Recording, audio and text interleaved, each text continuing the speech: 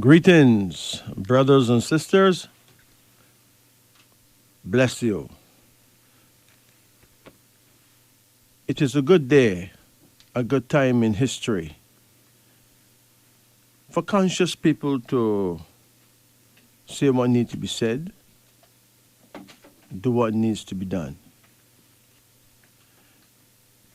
It's also a pretty dangerous time in history where some people believe that it doesn't matter who pays the price. Some people just believe that there should be wars and not just rumors of wars. And so it goes on and on where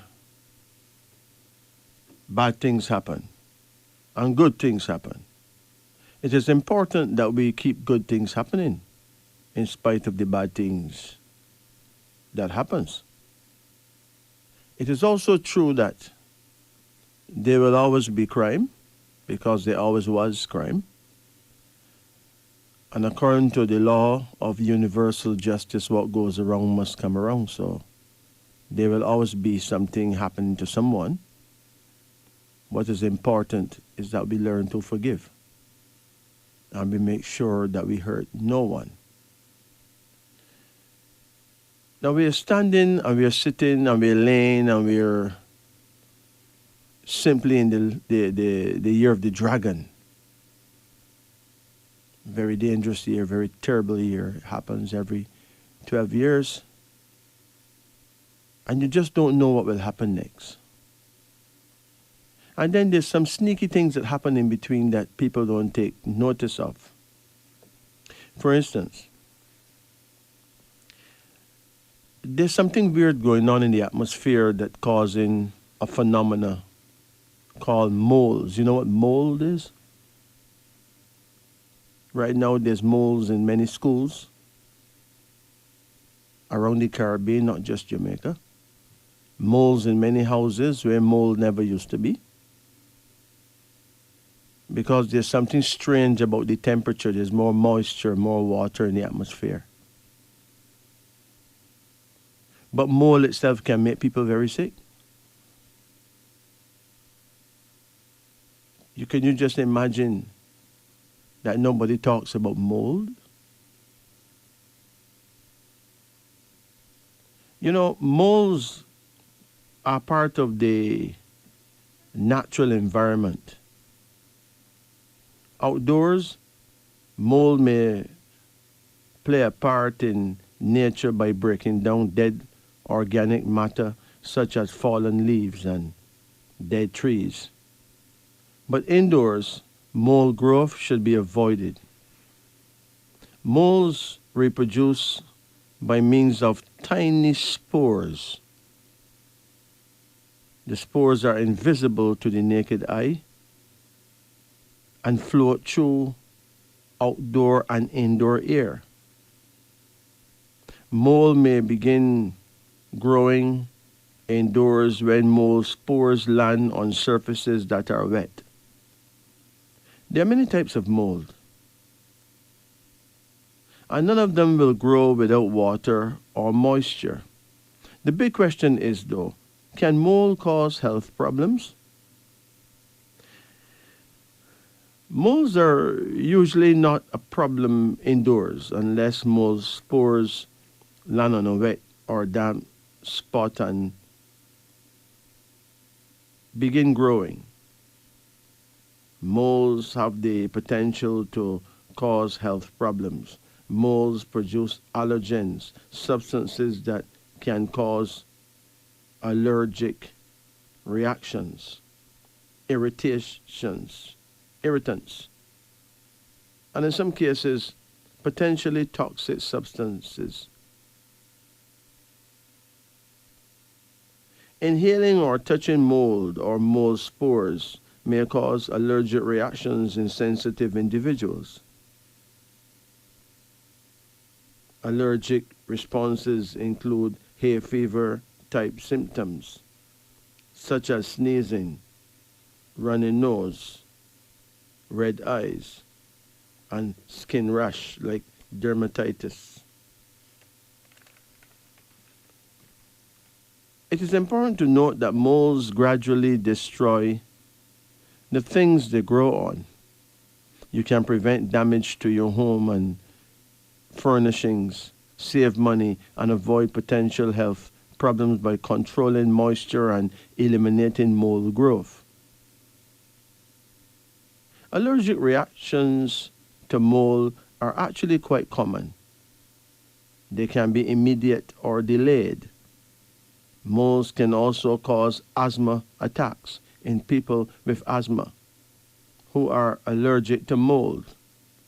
In addition, mold exposure can irritate the eyes, skin, nose, throat, and lungs of both mold allergic and non allergic people.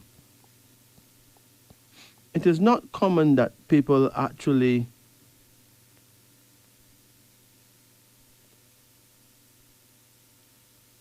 suspect, they seldom suspect that they inhale mold when they get sick, but research is ongoing to know more.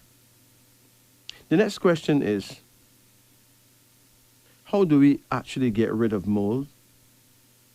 It is not likely that we could get rid of all mold spores indoors.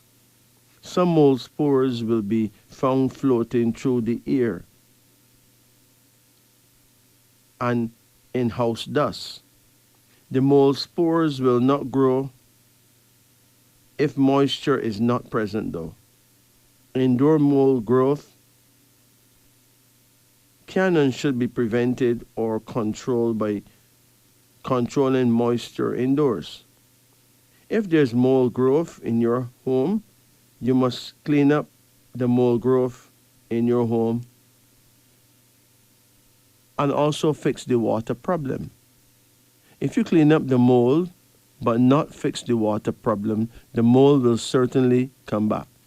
Now, a simple thing like washing the dishes send all kind of particles of water through the air in your house.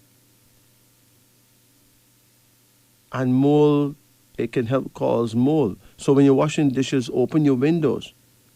Let such elements of water go through the window.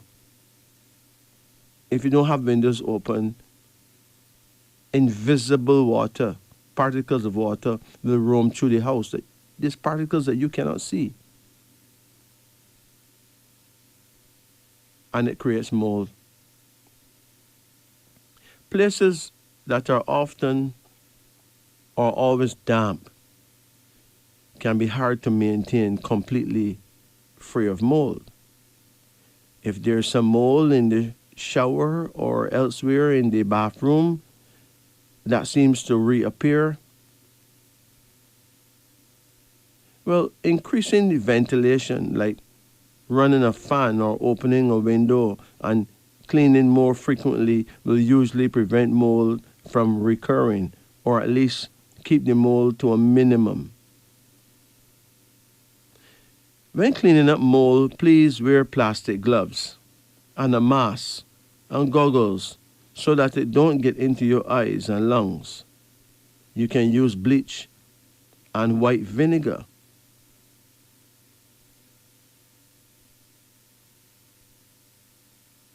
But don't paint any surface that had mold unless you dry the place properly after cleaning the mold, or the paint would not stick. It would come off completely. Anyway, people are being traumatized by mold more now than ever, and it is everywhere in government buildings, both in Jamaica and around the Caribbean. Government buildings where mold was never seen before. It's invaded many schools in Jamaica and the Caribbean. Developers and construction companies have a very hard time dealing with mold and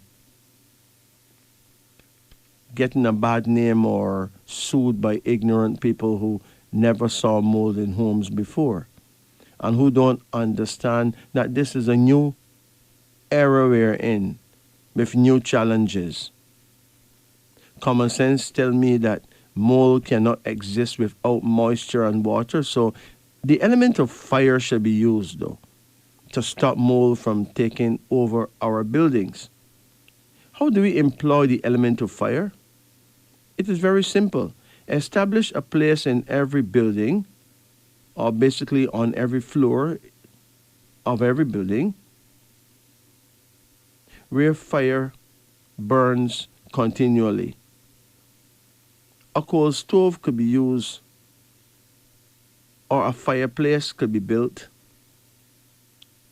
Some people would naturally use charcoal, but a fire fueled by gas could also be used without any pollution or smells.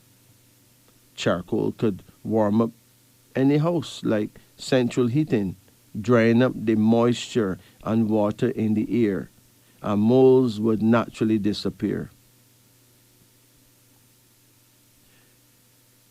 The house, even if it has many rooms, will be very warm and cozy. In every room, on the same floor, and in the cold, bleak December, when the environment is overcast and the season rainy, when there's a cold front with cold weather coming over from America and Canada, we could have a warm, cozy home with no spores and certainly no mold. But we're going to have to adapt. We will have to do things differently. I don't see why we cannot build some small fireplaces in our house, burn some coal. There's lots of it around. I'm not saying you should burn wood and smoke out people, but you can burn coal. Coal doesn't have no smoke. You can light the coal outside.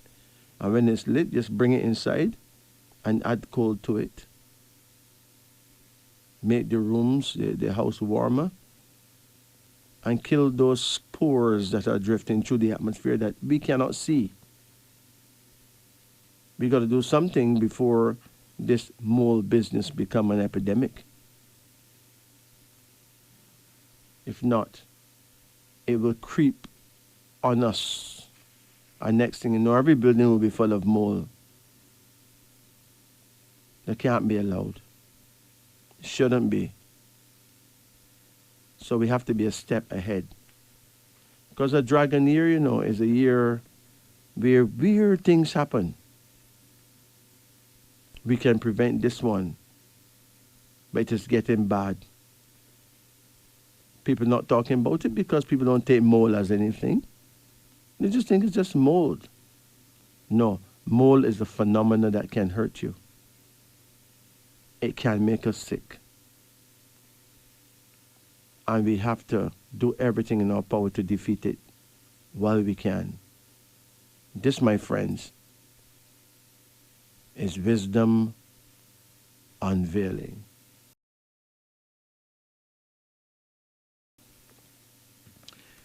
It is important that we be conscious of what happens in the human body.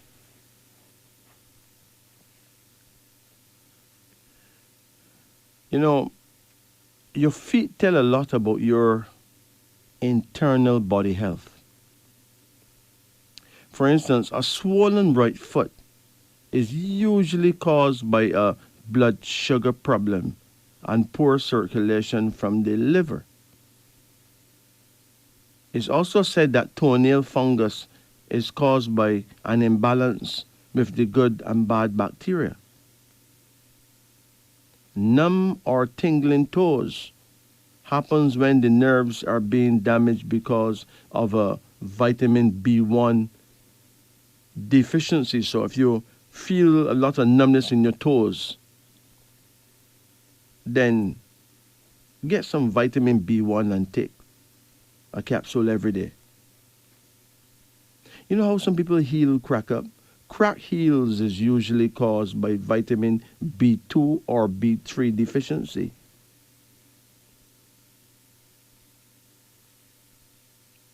Sometimes it's because of a liver problem too.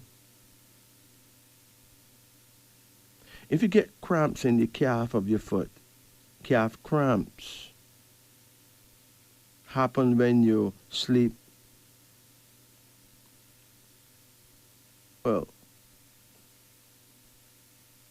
when you have a severe magnesium deficiency, you get cramps in your calf.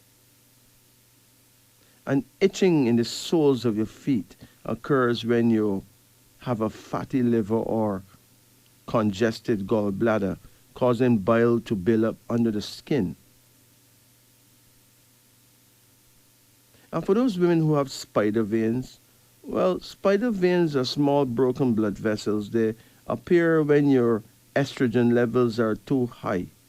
Most of these issues can be reversed by correcting your diet and improving your lifestyle. Following a low carbohydrate diet helps to lower blood sugars and increase the level of nutrients in your body. Eating unfortified nutritional yeast, you can get nutritional yeast at any herbal shop. Eating unfortified nutritional yeast daily can supply B vitamins to heal the nerves connected to the feet. Adding more nutritious proteins, like some people would eat eggs. For those who eat eggs, go on. Others who eat fish could eat wild salmon, sardines, and some people would eat grass-fed meats, like cows and those guys, and goats. These animals that eat only grass and no imported animal foods. And it can support the tissues as well.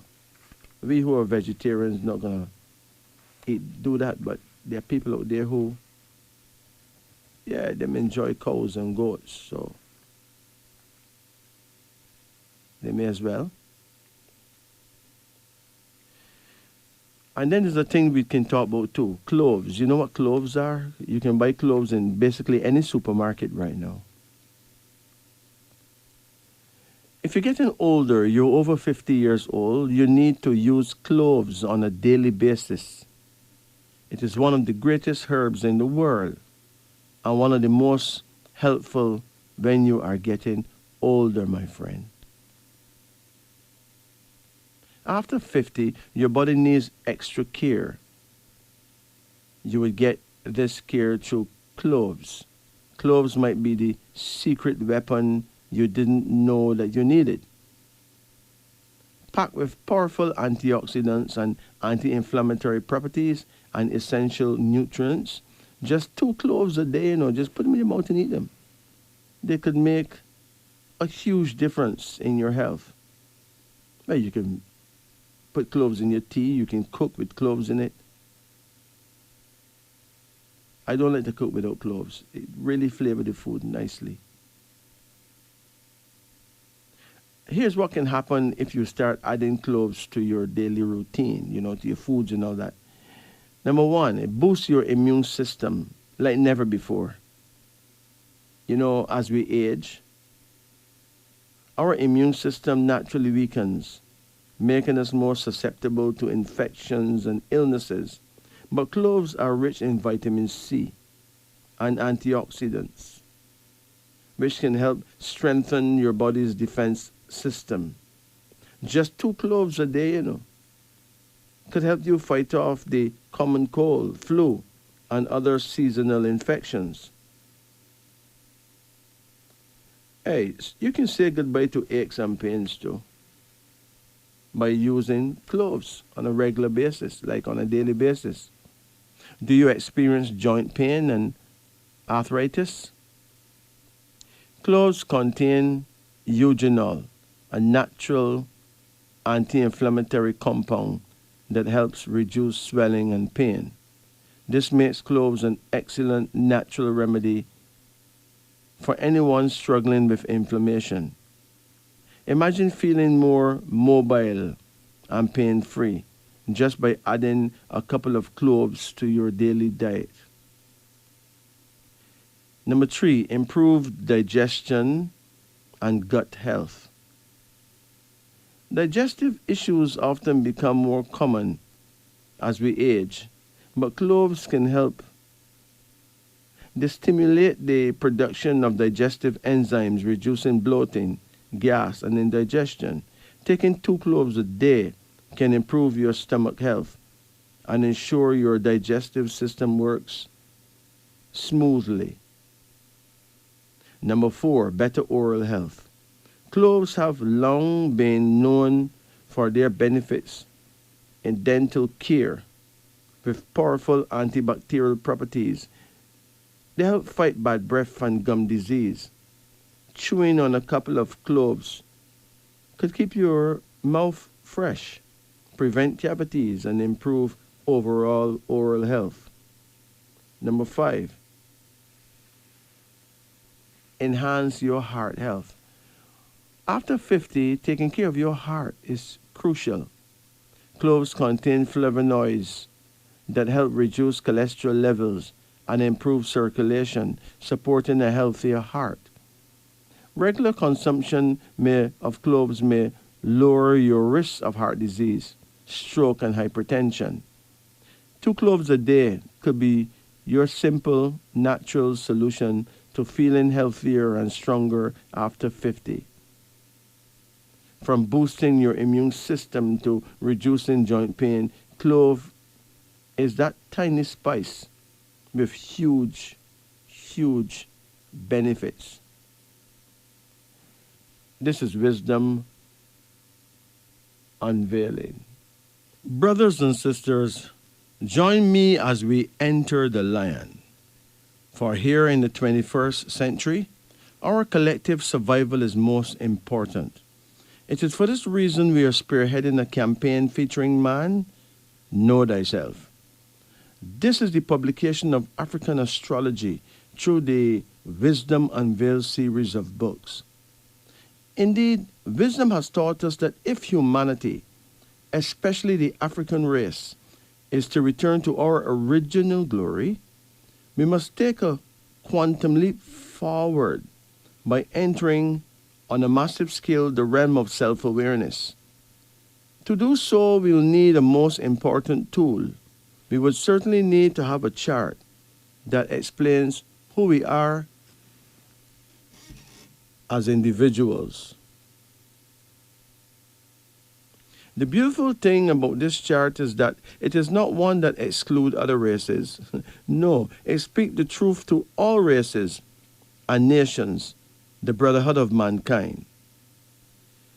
The 12 books of wisdom unveiled are a massive eye-opener to guide humanity into absolute consciousness. For finally we enter the realm of the conquering lion. With this knowledge, we will be positioned to overcome our social difficulties, as we will know exactly who is who among us. We would know exactly with whom we are mating, and exactly when it will be best to make children who will blend harmoniously with us as parents. In the business world, we would be winners too, as we would know exactly who to team up with and with whom we should not. For if 3 men who were called wise men because of their knowledge of the stars, enriched and guided the Savior and his parents into safety, allowing the Savior to spiritually save the world, then we may as well share astrological wisdom and save each other from the pitfalls of ignorance in this world. It is important to note that the Wisdom Unveiled series take 12 books to actually enter the lion. These 12 books are Book 1, the Book of Abasi, Book 2, the Book of Bandele, Book 3, the Book of Chike, Book 4, the Book of Daudi, Book 5, the Book of Ihioze, Book 6, the Book of Fadil, Book 7, the Book of Gamba, Book 8, the Book of Hakizimana, Book 9, the Book of Ibrahim, Book 10, the Book of Jabarai, Book 11, the Book of Kamau, Book 12, the Book of Lesimba, featuring the ways and wisdom of their respective peoples. Now, Wisdom Unveiled has been approved by great educators, thinkers, mystics, herbalists, and healers. Wisdom Unveiled also got many thumbs up from a group of distinguished lawyers in an air-conditioned office on a sunny day in Kingston, Jamaica. Wisdom Unveiled also got great approval from 10 fishermen in a huge fishing boat off the coast of Cuba on a rainy day. The book Wisdom Unveiled and the concept of Enter the Lion was praised by a large group of intelligent fifth form students who absolutely loved it. Wisdom Unveiled was inspected by a very stern inspector of police who declared that the book Wisdom Unveiled is absolutely wanted. Of course, a pun was intended, he said. A few pages of the Gospel of Wisdom Unveiled, Enter the Lion, was read by a prominent church leader who would never be caught reading astrology, but surprised me by saying that as an Abasi person himself, he wants his own copy of the Book of Abasi, Wisdom Unveiled, for himself, and a copy of the Book of Bandele for his Bandele wife, because he thinks that in this time in world history and in the context of the African struggle for self-empowerment, the 12 books of Wisdom Unveiled is long overdue. Amen. Hallelujah. It is important to note that the Wisdom Unveiled series of books is not here to replace any holy book. No book can replace the Holy Bible, but Wisdom Unveiled is a most practical guide to peaceful living, prosperity, and man-to-God contact. There's no book available that can better help you to understand yourself, your fellow man, or your difficult relationships. It is indeed true that we, the Alkebulan people, Alkebulan is the original name for Africa. We, the Alkebulan people, lost this amazing information in the year 1165 BC, when the Earth's highest seat of learning, the first known university on planet Earth, the only school that ever taught absolute wisdom as a science, the University of Timbuktu, often referred to as the University of Sankore, in present-day Mali, Africa, was burnt to the ground by the Hyksos, a band of terrorists from Asia. In their vicious attacks, many of our elders were killed, and thousands of rare artifacts, including papyrus scrolls detailing numerology, astrological data, and other advanced wisdoms, were stolen or destroyed. African war defense elements such as boomerang technology were also destroyed. Ancient techniques of psychic surgery were hidden by the elders and probably never recovered. But the truth, though seemingly lost or undocumented, can never be completely erased from a people's collective consciousness.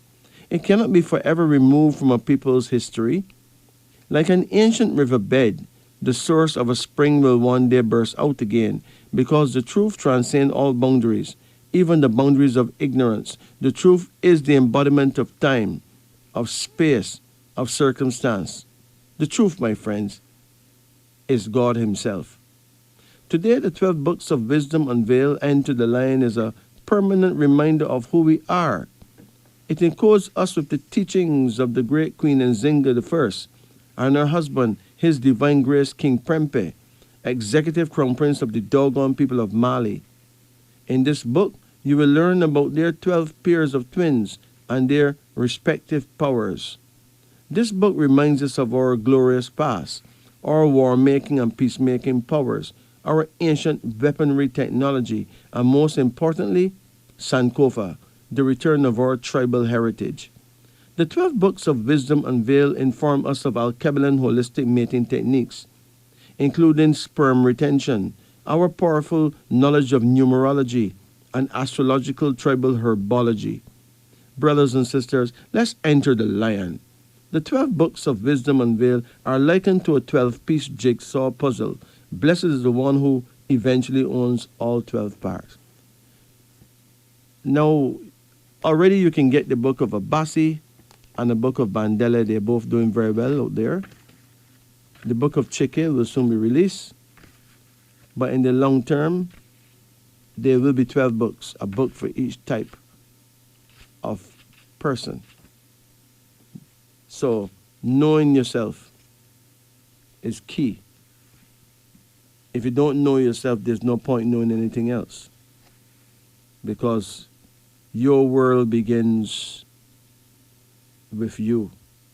Remember, your world begins with you. It begins with God, but it begins with you. Because if you don't know who you are, there's no point knowing anything at all. That's the truth. It's as simple as that. Now, let's talk about the power of the day you were born. You know, the day you're born, your birth date, is like playing a game of dominoes and you could pick up a good hand or a bad hand. If you pick up a good hand, well, you're halfway there. You done win already. You pick up a bad hand, you have to really know how to play that hand to win a game or to even nearly win a game. And some birth dates are really, really challenging. Tough, man. Tough. But first we need to know how tough, how challenging, how good. If you're born the first day of any month, you have a different blessing than a person born the 15th day or the 12th day or the 16th day. Seriously. Yeah, let's talk about the power of the day of the month you were born. If you're born on the first day of any month, it doesn't matter whether it's January, February, March, it doesn't matter. If you're born the first day of any month, a person born on the first day of any month is bound to be stubborn or at least very headstrong. Because God is the first in creation, he or she will have a godly disposition. This person is destined to be progressive and will never give up in the struggle for excellence. In peace, he's a consistent friend. But in war, his or her subconscious motto is death before dishonor. But what if you're born on the second day? A person born on the second day of the month may be romantic and loving because number 2 is the number of opposites in union, masculine and feminine forces combined. You shall carry out your ideas forcefully, but the interplay of forces within you will at times make you unsettled. If you are not spiritual, then you are bound to lack faith in yourself and your abilities. Psalms 2, Psalms 110, and Psalms 139, you should read daily, pray daily, to strengthen your will and to vibrate at the highest possible frequency.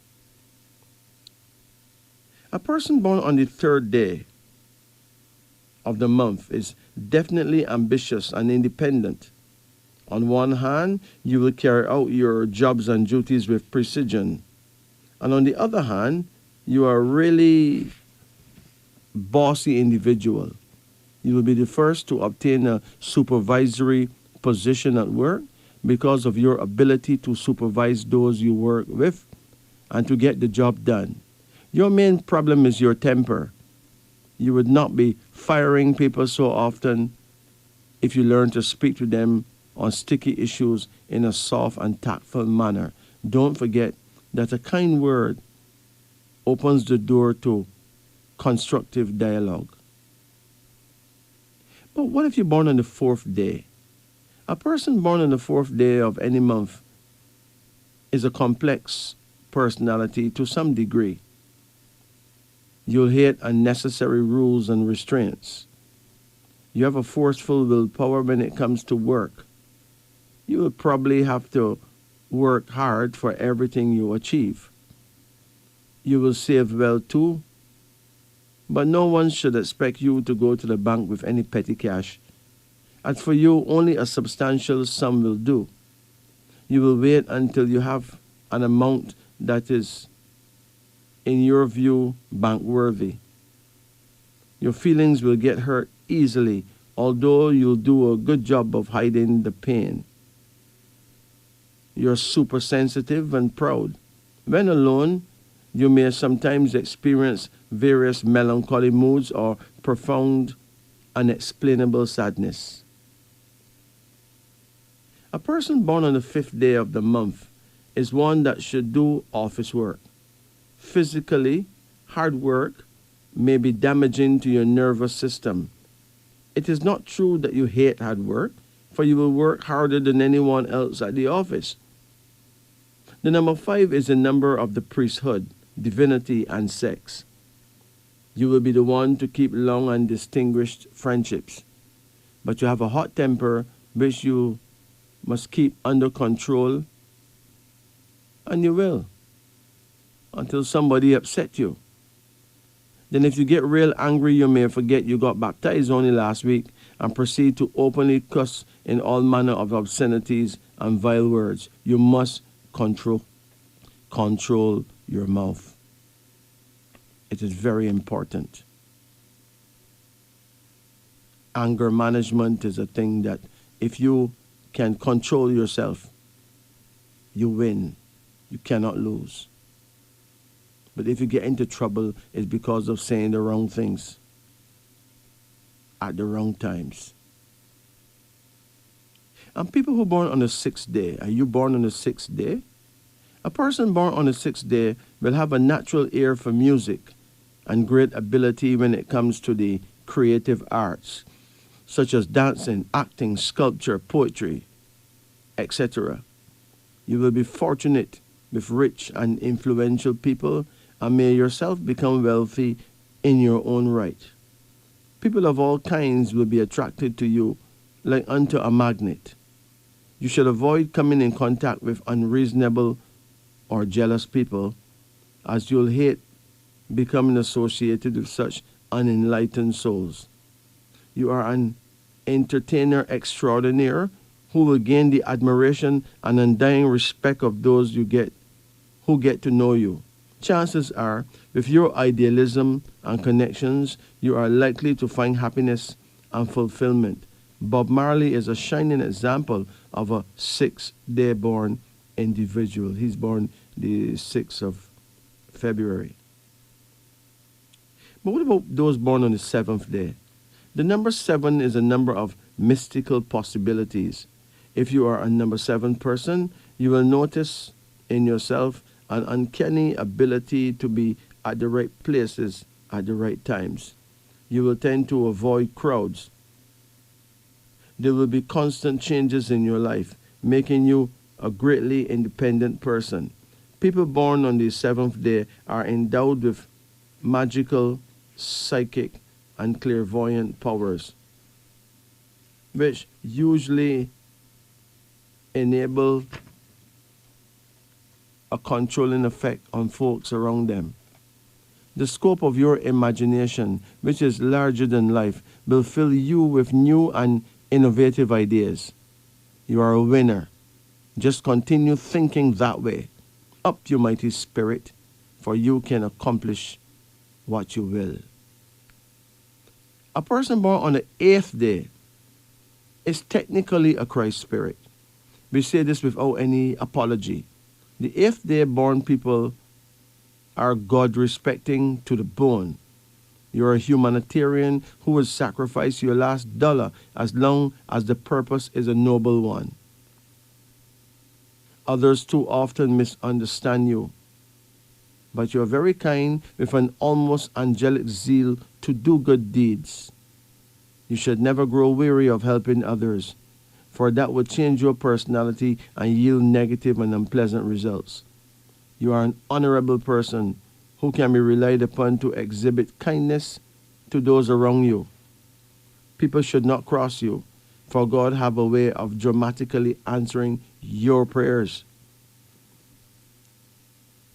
The number 9 person, a person born on the 9th day, is by far the most powerful of all persons. That is in terms of boldness and war waging abilities. You will be cool, calm, and collective at all times, and will never be nasty or disrespectful unless others attack you unfairly. You will live to a good old age and enjoy great health all your life. You are a fearless fighter with great guts, though hot tempered at times. If you stay away from violence and take all battles to court, your victories will be sweet and long lasting. You may not be compromising with your principles and could at times lose valuable friendships because you will speak your mind without reserve straight from your heart. And you know, a lot of people may not like that. A person born on the 10th day will be success oriented. At some point in your personal trajectory, you'll develop deep confidence in your abilities. You'll rise from that time on and forever excel in all your endeavors. You'll stay on the job until it is fully completed. But if anyone tries to rob you, you'll go to the police or get an attorney to sue immediately. Then when the legal ball starts rolling, they should not come to you with apologies, for your mind is set and you'll want to see the whole thing through. Your persistence makes you a particularly hard foe to shake off. Even an out-of-court settlement you may turn down, unless the person really comes good with a public apology and a reasonable settlement, for you love to see things through to the end. The 11th day. A person born on the 11th day may not be as fortunate as most others. You seem to have a new problem every year. Depending on your star,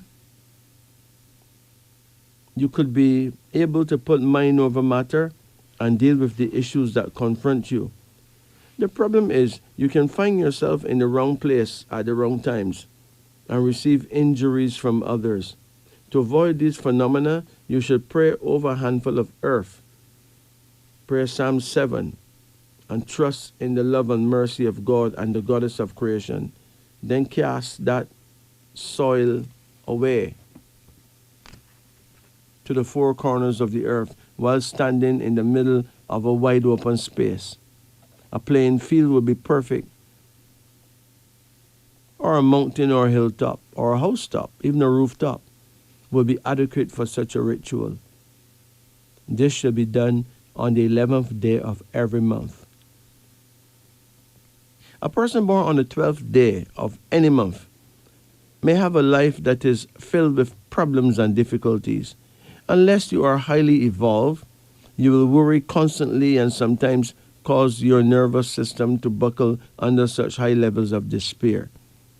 If you would only stop blaming yourself for everything that goes wrong in life, then your worrying will be greatly reduced. Sometimes just for the sake of others, you may be made redundant and released from your job. Pray Psalm 72 daily over a clay container of spring water and wash your face with that water afterwards. This would help. Really help. A person born on the 13th day of any month will be a bit superstitious, or perhaps very superstitious. You should seek to know the meaning of omens and pay close attention to the words of your elders. Because 13 represents death and destruction, you may expect trouble from every corner, and at times you will be right in your expectations. You have the power to be self-destructive, and so you should avoid fights of a physical nature. Scientifically, your powers are almost unlimited as a healer, and in war, you can even terrorize the enemy without being physically aggressive. You may be a likely winner in gambling games, but a sore loser in the game of life, especially if you have no discipline. Number 14. A person born on the 14th day of any month is a born rebel. You'll have a mind of your own, along with your own set of rules that works for you. Sexually, you could make some expensive mistakes, destroying your reputation. You must learn to be careful and not be so reckless in your pursuit of fleshy pleasures. You are the unlucky one who would go on a holiday and indulge in social sex with a beautiful person of the opposite sex, only to return home with a disease, or worse yet, be hospitalized by actions of a jealous partner, etc. However, when it comes to business, you are a success story. That is, as long as you avoid the fiery passions and unrestrained lust. You could excel as a vegetarian because a holistic diet will help you to think clearly and prudently. The number 15 person is encoded with the potential to become a business tycoon, a millionaire of the highest caliber. You will be the first one to get a loan from the new bank across town. People of all walks of life will find it easy to lend or assist you with money. In return, you should demonstrate the right attitude, manners, and education to protect their interests. Being born on the 15th automatically qualifies you as a public speaker with a natural, magical ability to say all the right things to the right people and thereby conquer their full attention. The key is to be honest, though, and to be a person of your word. Are you born on the 16th day? A person born on the 16th day of any month may have a bumpy ride through the streets of life. You must gain strength by not blaming yourself or others when you sit at the banks of the river of the subconscious. Your love life may have polar swings from one extreme to the other, depending on whether or not you grew up with both parents or whether or not they nurtured you carefully and were good role models for you. Most of the 16th day persons experience at least one divorce in life. You should not dwell on the negative side of things, though, for you have the potential to be a glorious success in the final analysis. Seriously. I'll take a next break and get back to you. Yeah. Are you born on the 17th day of any month? A person born on the 17th day of any given month is bound to have a tranquil and satisfying existence, a peaceful, loving character. You will be very fortunate and will be able to gather strength from any misfortune or setbacks in the daily routine of life. A spiritual person at heart, you will studiously avoid trouble and contentious situations. This is a truthful individual who brings great hope to the world. If you're born on the 18th day, that's a whole different ball game. This person born on the 18th day is encoded with the potential for great genius, but could also become an extremist in attitude to life in general. You will at times exhibit a hardcore behavioral pattern that could bring about quarrels and contentions, both in the home and at work.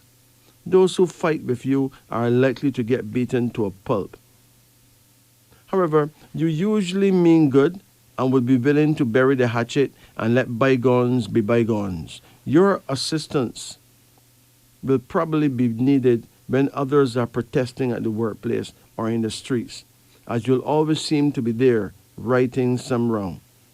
You are a truly powerful and fearless individual who doesn't court trouble, but will not back down when it comes to the test. Avoid domestic violence at all costs, please. A person born on the 19th day, well, you are greatly fortunate, honorable, an authentic people person. You could become famous and influential a master planner. You are able to plan events and see them come to reality according to plans. You are a truly cool person with humble ways. Some people tend to lose momentum when exposing their plan to others. You are the opposite. You can tell anyone your plans and still bring it about successfully. The 20th day person. A person born on the 20th day of any month is an energetic person who will always be lively at work. Yet, if your love life is unstable or uncertain, you'll be nervous and worried always. You will show full potential in life as love is your driving force. If going through a romantic breakup, you carry a calm countenance but will be on the inside feeling like half a person. You will know from early in life that you are destined to have a family with due responsibilities. If your parents were a poor example of parenthood, you will slip up here and there. But on the whole, you are family oriented. Should you be spiritual, you will prevail as a model father and husband or a model wife and mother. A person born on the 21st day of any given month will rise to a high status in life, providing that you get the right measure of education. You will be surrounded by the and rewarded by success.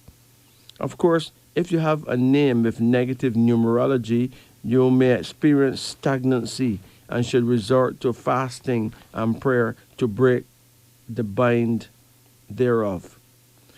If possible, you could also change your name officially to one that will render you a numerological fortune. You have the power to be an excellent actor or actress, musician or artist. You will seldom worry, for you are usually carefree. A cheerful person you are, who like to learn and to laugh at your own mistakes in life. A person born on the 22nd day, day number 22 of any month, is a dreamer. If you can stay focused, you will make it in life. But 22 is the official number of ambush, so all kinds of spooky things may happen to you when you least expect it. For example, suppose you and 5 of your friends visit an exotic nightclub, have a bachelor's party, and try a few of the girls or boys on sale there. Believe me, you are bound to leave the club with some awful disease while your pals walk away with juicy memories. You therefore must stop kidding yourself, but remain alert. Live a clean life. Leave cigarettes and liquor alone and be drug-free. Remember that a cat's luck is not necessarily the dog's luck. A person born on the 23rd day of any month is certainly marked for progress. You will be driven by an undying compulsion to succeed, as 23 is the official number of success. You will be smart with a great brain for education, learning, and the arts. If you come to like public speaking, you will keep us on the edge of our seats while we watch you in great awe. You are an individual with great planning abilities and usually see your plans realized to the last detail. A person born on the 24th day of any month will, in almost every case, have the backing of an influential or well-off person.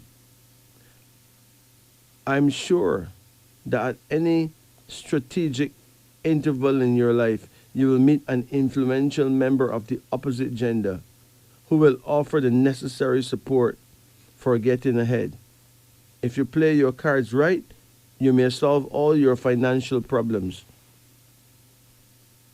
The truth is, you will get more help from someone with whom you have developed a romantic relationship.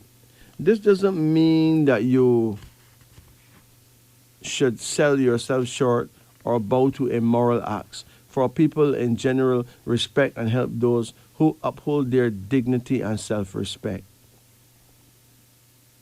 A person born on the 25th day is spiritually guarded and protected. You are a well-blessed soul. Imagine being born on a day whose number offers protection from every level of witchcraft. You must, however, watch your dreams carefully. Blessed with great discernment, you should be fasting and praying when faced with intractable problems. You have great God consciousness and will overcome the obstacles in life and succeed because of your courage. Now, a person born on the 26th day have an issue. The 26th day of the month produces a person who may be seen as either good or bad. You could be a public speaker or a strong and reliable leader. On the other hand, you could be a person who is in continual trouble, constantly running from the law and from punishment. You will control others, but make the kind of mistakes in life that will cost you dearly. You should cultivate godliness, for in it you would find the only sustenance to win in the battle of life. A person born on the 27th day of any given month is a potentially powerful individual, blessed with the ability to think clearly and logically and to act strongly and wisely. A success-oriented person, you shall certainly be blessed in love, business, and politics. If you follow your own ideas and personal inspirations and inclinations, you will achieve great success. The 28th day. A person born on the 28th day of the month may be unlucky in legal matters and should therefore avoid placing any contentious matters before the court. You should preferably endeavor to achieve an out-of-court settlement whenever possible. Particularly, lawsuits involving financial disputes could be hazardous, as your very own legal team may misinterpret you if you trust them with too much information. If you have a court case, guard yourself against negative outcomes by daily praying Psalms 8, Psalms 35, and Psalm 72 over a small portion of your ruling element. If it is fire, then light a candle or lamp. If it is nature, take a bush bath of rosemary and vervine herb. After you read these prayers over the bath water. If your element based on your year of birth is water, read the Psalms over a glass of water from a spring. If it's mineral, buy a new silver or gold chain and consecrate it by reading these prayers over it, as it lies in a container of rose oil or virgin olive oil. If your element is earth, then you should get a handful of soil from your property or that of a relative or friend. Mix it with a teaspoon of salt. Place it in a new saucer or container made of clay and recite Psalm 7 over it 7 times. Thereafter, you should go to a wide open space and cast that dirt in 4 directions and trust in the positive force and Mother Nature. The 29th day. A person born on the 29th day of any month may often find themselves stuck between a wall and a very hard place. First of all, unless you establish a song record, people will doubt you no matter how sincere you may be. In most cases, you may be double-crossed by your partners if you get involved in any sort of illegal activities. You must play by the rules and not expect any pie-in-the-sky miracles. Your truthfulness and honesty in the past and present will determine your success in the future. Beware of evil friends, though. Persons of the opposite sex may also be scheming and treacherous. So you need to be sensible and allow God to direct your path. Pray Psalms 110, Psalms 111, Psalms 112, and 113 daily during your hours of power, facing your power direction on a daily basis or on the Sabbath day. A person born on the 30th day of any month is a natural healer. You will be blessed with healing hands. Due to this, you should study herbal medicine or become a doctor or a nurse. You're also a great thinker who can manage large responsibilities. You could become a great actor, writer, or politician. You are outstanding in social work, bookkeeping, nursing, teaching, and other similar callings. You will serve your community well, being the one to become a justice of the peace, an inspector of police, or an influential Rastaman with the right attitude of caring for the village, children, and the elderly. As an older person, folks will rally around and support you for life because of your humanitarian attitude. Now, finally, let's talk about the people born on the 31st day. A person born on the 31st day of any given month may always be burdened by fear of becoming poor as far as money is concerned. You may appear aloof or conservative in your outlook to the point that you may have very few truly loyal friends. If you are not careful with your words, you will have many quarrels with neighbors over petty issues and may have to resort to the court seeking justice. Though you will have to work hard to achieve the position and the home that you want, you will in the end conquer and win in the battle of economics and shall have a legacy that your offspring can be proud of. So then, follow your dreams and stop worrying about poverty and bankruptcy. Follow your dreams. Stop bothering about what people have to say about you. What people have to say about you, that's their thing. That's their problem. That's not you. This, my friends, is wisdom unveiling. Yes. Brothers and sisters, there's so much to know about self, and there's no institutions teaching people about self, themselves. You can learn about Christopher Columbus, about the American Revolution, about how many presidents there were. But a simple thing like knowing yourself, that's not taught. So those of you who would like to know yourself, check out our African astrology, because I'm sure that very soon from now you'll be able to get each of the 12 types of persons, and there are in fact 12 types of persons among us, and they'll have their own book that they can know themselves. There's a lot to gain by knowing yourself. When you know yourself, you know others. You know who to deal with and why not. You know who to not deal with and why. All these points are important. There's a lot of people who are in prison right now who would not have been in prison if they really knew who their friends were, who their partners were, even who their children are. The key is to know.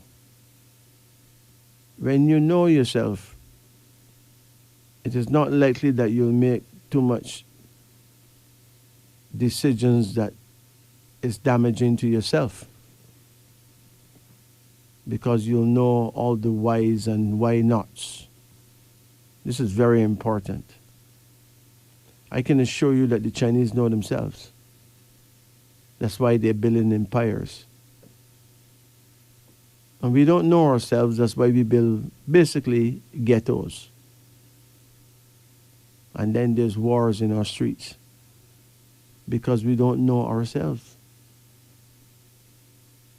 Sometimes we end up hating ourselves. Because when we hate each other, we hate ourselves. As I said before, the key is to know religion can only take you to a certain level. When it comes to religion, you have a fixed interpretation of who God is. But that's it. You still don't know yourself. It cannot work in the 21st century where people are just being manipulated by various puppet masters. And if you don't know yourself in the scheme of things, you will just be another puppet. And that's very sad. This, my friends, is the way to go. Now, tonight's show is different to all other shows. There's a show where we will not have callers calling. It's a special edition of Wisdom Unveiling on the upper deck.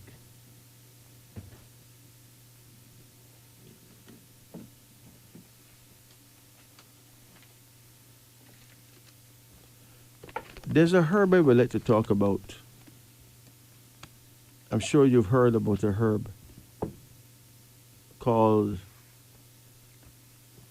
Ginseng. But do you really know the power of that herb? You know, for centuries, ginseng has been one of the world's most popular herbs, consumed by people from hundreds of different generations for thousands of years. Today, millions of people around the world still take ginseng, including some of the world's foremost aging and longevity researchers. Because ginseng supposedly strengthens all the body's organs and make them more resistant to disease, it has been given credit for curing almost every illness under the sun, from cancer to impotence. Well, you have the testimony of millions of people who've trusted ginseng with their health for several thousand years. Scientists still have trouble nailing down exactly what, if anything, ginseng does. Precisely because so many health claims are made for ginseng, it's hard for Western science to take the herb seriously. In fact, many Western researchers still insist that there's very little credible research to back up the claims, despite the 3,000 scientific studies that have been done on ginseng in the past 50 years. Many researchers are also skeptical because ginseng seems to produce no specific effects,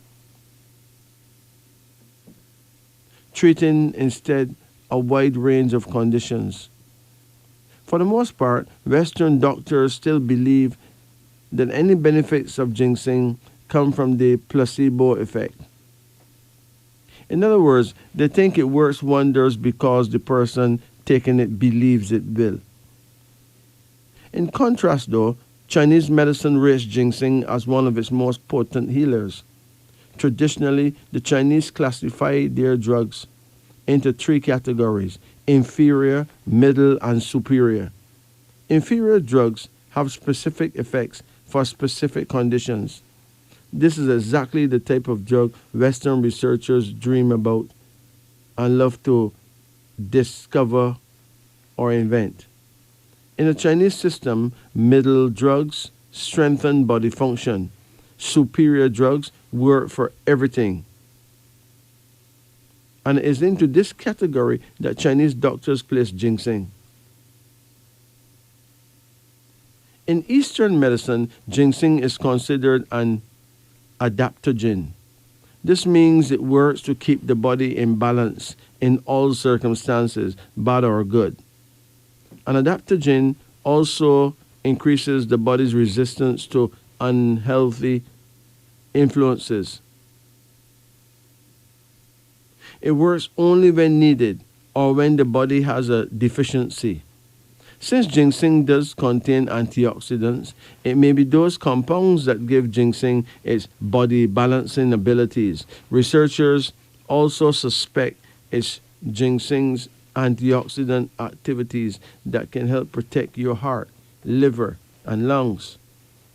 Recently, United States Department of Agriculture's scientists discovered that the mineral chromium works in a way similar to an adaptogen by raising and lowering blood pressure as needed. It's very possible a number of foods and nutrients work only as needed, which gives 20th century credibility to the ancient health claims made for ginseng. In the late 1980s, a Chinese study suggested that ginseng's antioxidant status might make it a potent anti-aging drug. A recent Chinese study offers support for this theory when it found that ginseng actually slowed the aging process of 71 people over age 60. Other antioxidants may help you live longer, but with ginseng, you get the double advantage of living longer and feeling like enjoying all those extra years. Better blood sugar control. Both animal and human studies indicates that ginseng improves blood sugar control. In animals, ginseng improves the release of insulin from the pancreas. For diabetics, this means an improved ability to keep blood sugar levels normal. Two recent human studies also reported that ginseng significantly lowers blood glucose levels. Lower blood glucose levels mean less work for your kidneys and less risk of developing ketoacidosis, a toxic buildup of ketones, substances produced when the body breaks down fat for fuel that can be fatal. In addition, one of those studies found that 100 to 200 milligrams of ginseng a day significantly improved mood, vigor, well-being, and mental and physical performance in newly diagnosed diabetics. It also boosts brain power. At least 4 different human studies indicate that ginseng can improve memory and concentration. In 1990, a 2-month study conducted in China of 358 people ages 50 to 85 revealed that 50 milligrams of ginseng given 3 times a day for 2 months significantly improved memory and overall health. An experiment conducted by Dr. Israel Breckman, the Soviet researcher who pioneered much of the research on East Asian ginseng, revealed that radio operators who received a ginseng extract transmitted text faster and made fewer mistakes than radio operators not given ginseng.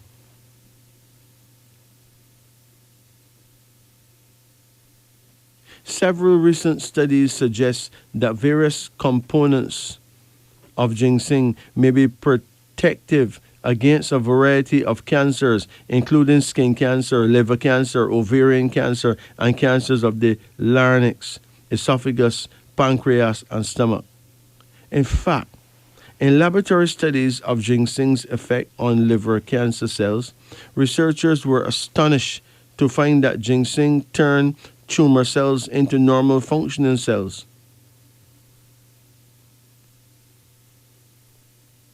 Researchers noted that ginseng had a similar effect on skin cancer cells.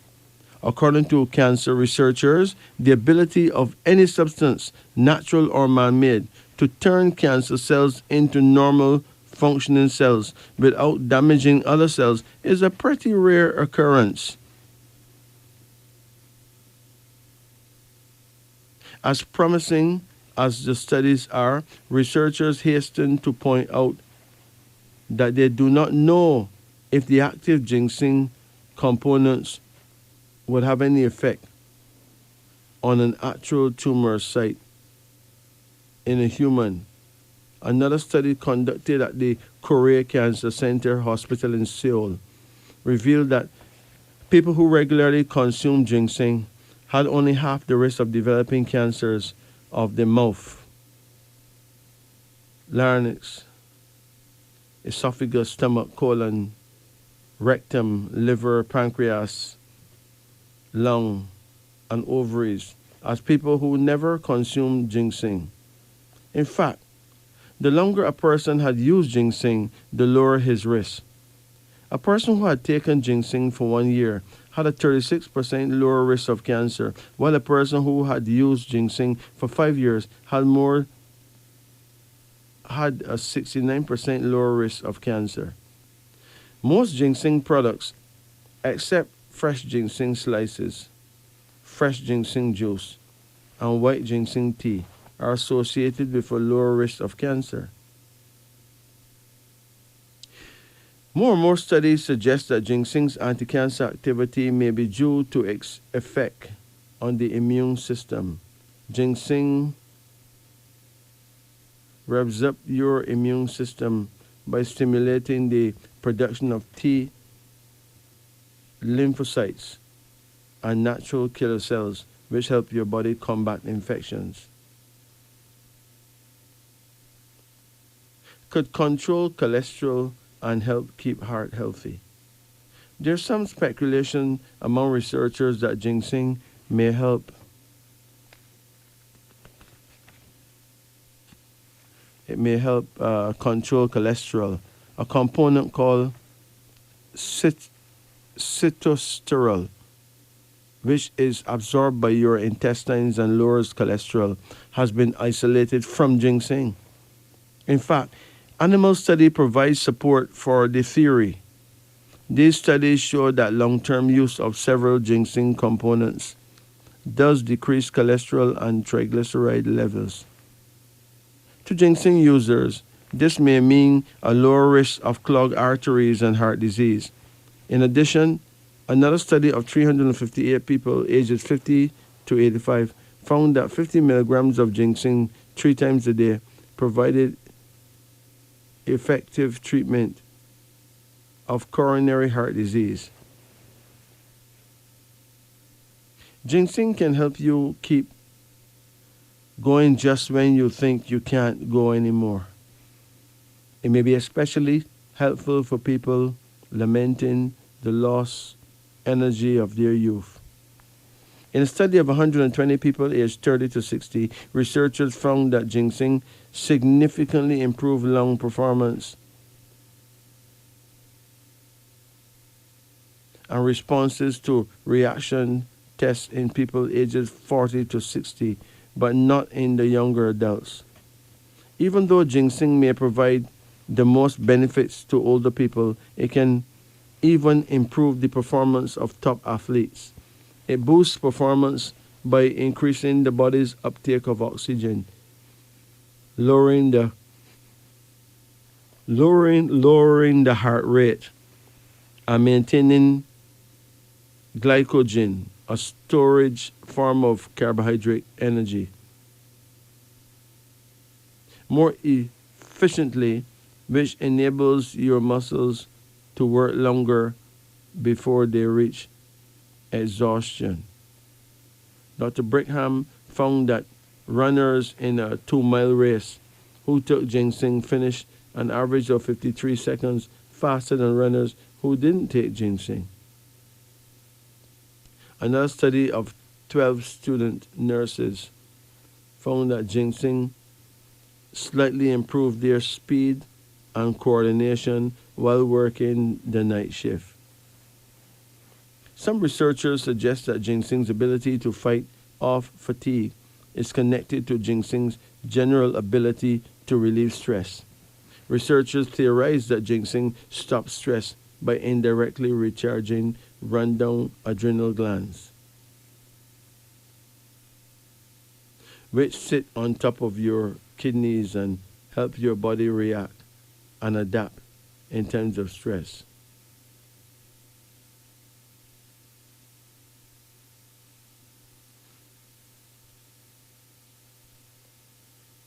Now, researchers theorize that ginseng stops stress by indirectly recharging rundown adrenal glands, which sit on top of your kidneys and help your body react and adapt in times of stress.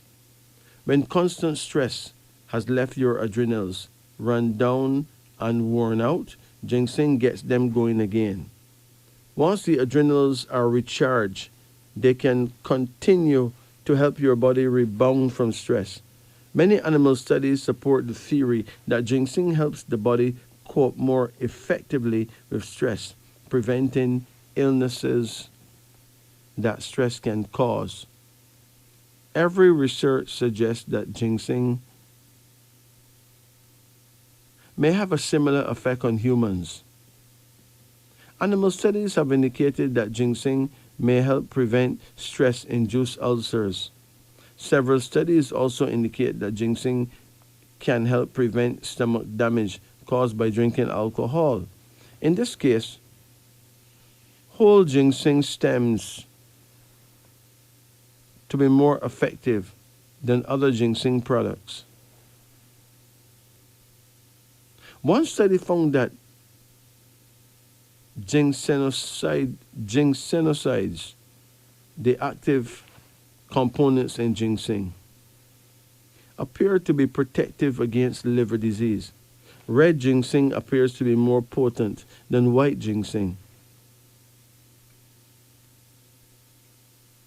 Another study conducted at Kurome University School in Medicine in Japan found that ginseng combined with several herbs into a formula the Japanese call Shisako 2 provides powerful healing for chronic liver diseases as well as being protective against cancer.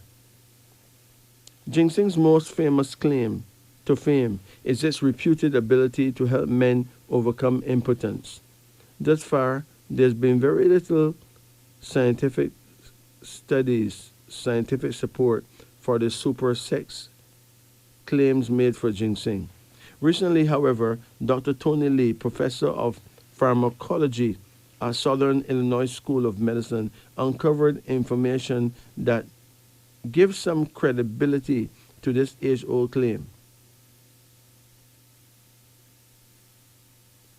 According to Dr. Lee, ginseng contains compounds that stimulate nerve cells in the penis, which may help men maintain an erection.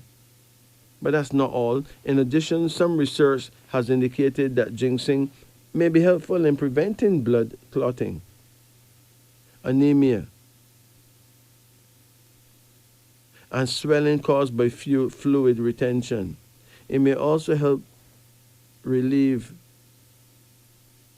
depression.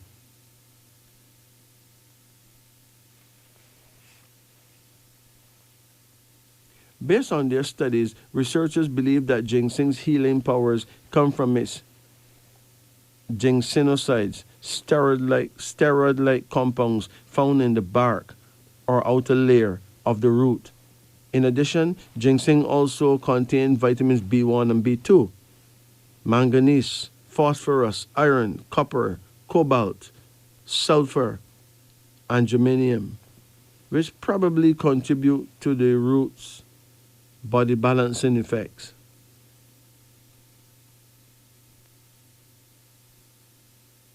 Generally, the more ginsenosides a root contains, the more valuable it is because ginsenoside content of the root increases with age. Normally, only plants 6 years or older have roots with therapeutic value. Ginseng roots contain at least 6 primary ginsenosides and 7 secondary ginsenosides. Some of the ginsenosides have an exact opposite effect of others. For example, some ginsenosides may stimulate your central nervous system and get you raring to go, while others have a calming, relaxing effect, making you feel peaceful and tranquil. For this reason, only the whole ginseng root and not individual ginsenoside extracts are used in supplements. Although according to traditional Chinese custom, Oriental healers maintain that the whole root is more beneficial than any of its parts. But how much is enough? If you use the raw root, Varro Tyler, herbal expert and Lilly distinguished professor of um, pharmacognosy in the School of Pharmacy and Pharmacal Sciences at Purdue University, recommends using half teaspoonful of the root to make a cup of tea, which can be taken 1 or 2 times a day. For people who prefer supplements, look for supplements standard to 4 to 7% ginsenosides. 7 European studies of ginseng extracts with 4 to 7% ginsenosides found those supplements significantly improve the reaction time, alertness, and concentration powers of study participants. Donald J. Brown, ND, an author of Herbal Prescriptions for Better Health, Your Everyday Guide to Prevention, Treatment, and Cure, recommends taking 100 milligrams once or twice daily. If you use supplements or non-standardized extracts, he recommends 1 to 2 grams daily. He also suggests using ginseng for 2 to 3 weeks continuously, followed by a 1 to 2 week rest period before beginning to take ginseng again. He does not recommend highly extracted ginseng products of more than 7% ginsenosides because he feels they may lack other important components that can improve blood sugar and boost immune functioning. By ginseng roots, Buy ginseng roots, which you can find at Oriental markets and in some specialty grocery stores, or grow your own ginseng. If you decide to grow your own, keep in mind that it will be at least 6 years from the time you plant until you can harvest your roots. You can either chew ginseng root or make a tea from them. To make chewing easier on your teeth, steam the roots above 10 minutes to soften. Chew small pieces of ginseng slowly and completely. To make tea, simmer a small chunk of root in a glass or ceramic pot. Don't use metal pots or utensils. For about 30 minutes, use half teaspoon of ginseng for each cup of water. You may want to experiment with the amount of ginseng you use and simmering times to find out what tea strength gives you the best results. If you don't want to buy ginseng roots or grow your own ginseng, you will have to use supplements. However, you do have a wide variety of ginseng products to choose from, such as teas, capsules, extracts, tablets, wine, chewing gum, cocoa, and candy.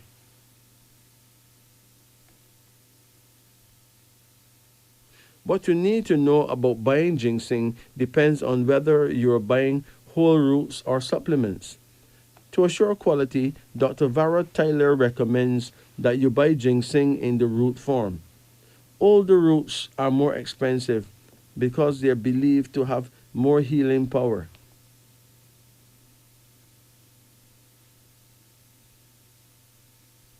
Even amongst roots, however, potency can be very vary depending on the type of ginseng, where and how it was grown, and how it was stored and prepared. When buying roots, be prepared to choose between red and white ginseng. The difference between the two types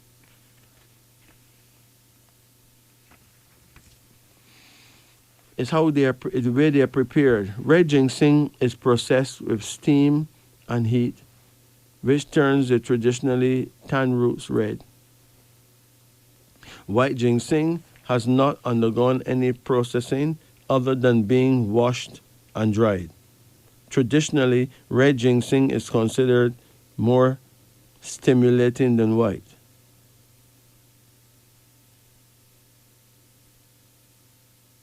At this point, it will be helpful to know about the different varieties of ginseng commercially available. For a more complete description of the different ginsengs and similar products, you need to really do your research of ginsengs and their imitators on page 249 of this book. The most popular commercial ginseng products are Asian ginseng, American ginseng, and Siberian ginseng. Although most of the studies have been done on Asian ginseng, the few studies done on American ginseng suggest it has to be milder than Asian, so it may be just the thing. If you find you are overstimulated by Asian ginseng, Siberian ginseng is not a true ginseng at all. Although some research suggests it may have some of the same effects as the true Asian or American ginsengs. If you choose to buy supplements instead of roots, be sure you choose a ginseng manufacturer with a good reputation. Some products will be very little, if any, ginseng. A quality ginseng product will contain ginsenodides.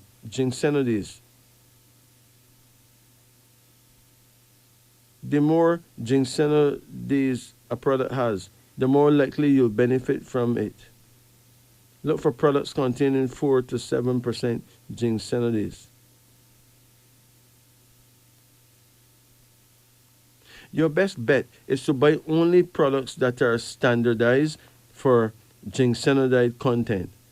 Herbs or herbal formulations labeled as standardized are guaranteed by the manufacturer to contain a specific amount of a certain active ingredient in the product. To store ginseng, keep it cool and dry, but don't freeze it. Most studies report very few, if any, side effects from taking ginseng. Generally, the most common side effects of ginseng are nervousness and excitability. These usually go away after a few days of use. Other reported side effects include insomnia, skin rashes, diarrhea, nausea, and vomiting. Don't take ginseng on an empty stomach or with caffeine. This will increase the likelihood you'll feel nervous or develop an upset stomach. Occasionally, individual preparations of ginseng may contain compounds capable of producing symptoms such as sore throat, conjunctivitis, dry cough, rash, mouth sores, and corneal ulcers. This is another reason why it's generally best to stick with roots or standardized products. People with high blood pressure should also be aware that ginseng may raise blood pressure. You may be able to eliminate this side effect by lowering the dose or switching to American ginseng. If you have high blood pressure, work with your doctor if you want to take ginseng. Diabetics should also use ginseng with caution. Although no serious reactions have been reported, ginseng can lower blood sugar, so you should only use ginseng under the supervision of your doctor. Some studies have reported that ginseng has estrogen-like effects on women. Although one analyst of these studies concluded that none of them offers substantial evidence to support such conclusions. Women with hormone imbalances, fibrocystic breast disease, uterine fibroids, and breast cancer may want to avoid ginseng. Red ginseng, supposedly the most stimulating of the ginsengs, may also worsen symptoms of premenstrual syndrome, increased menstrual flow, or alter menstrual cycles. In addition, there are certain times when even completely healthy people should not take ginseng, according to herbal expert Dr. Tei-Fu Chen. He recommends avoiding ginseng if you have a fever or are fighting off a cold, the flu, or bronchitis. In addition, you should probably avoid ginseng if you are constipated or very overweight. Oriental medicine considers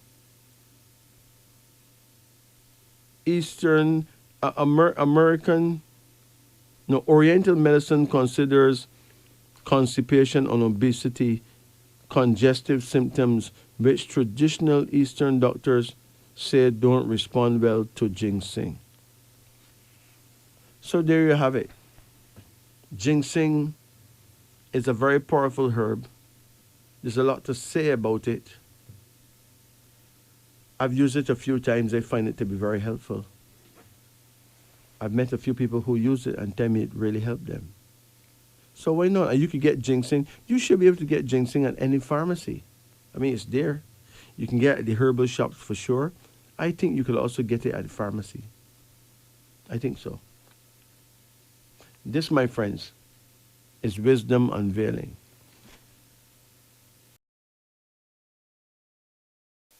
Yes, tonight's show is just knowledge radio, not interactive radio. Maybe next week we will take your calls again. But for those of you who want to get private readings done, you can call me at 876-844-2295. That is 876-844-2295 and get your readings done. But it would not be reading on the show tonight. Now let's talk about something that is destroying our people subtly. It is the chair. There's something in this world that destroys people's health more than anything else. If I asked you what it is, some of you would say junk food, some would say alcohol, some would say cigarettes, but none of those would be the true culprit.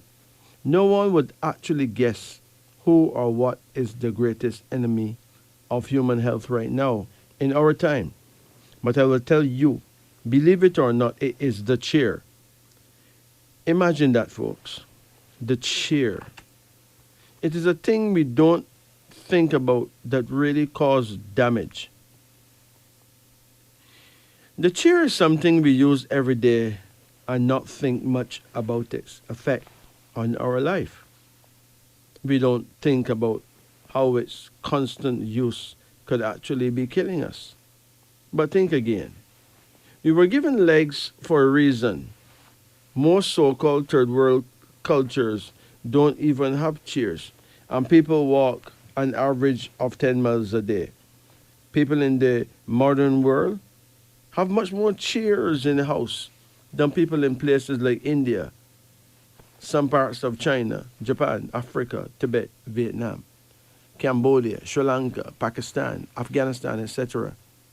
And these people are much healthier than people in rich countries where homes are filled with chairs.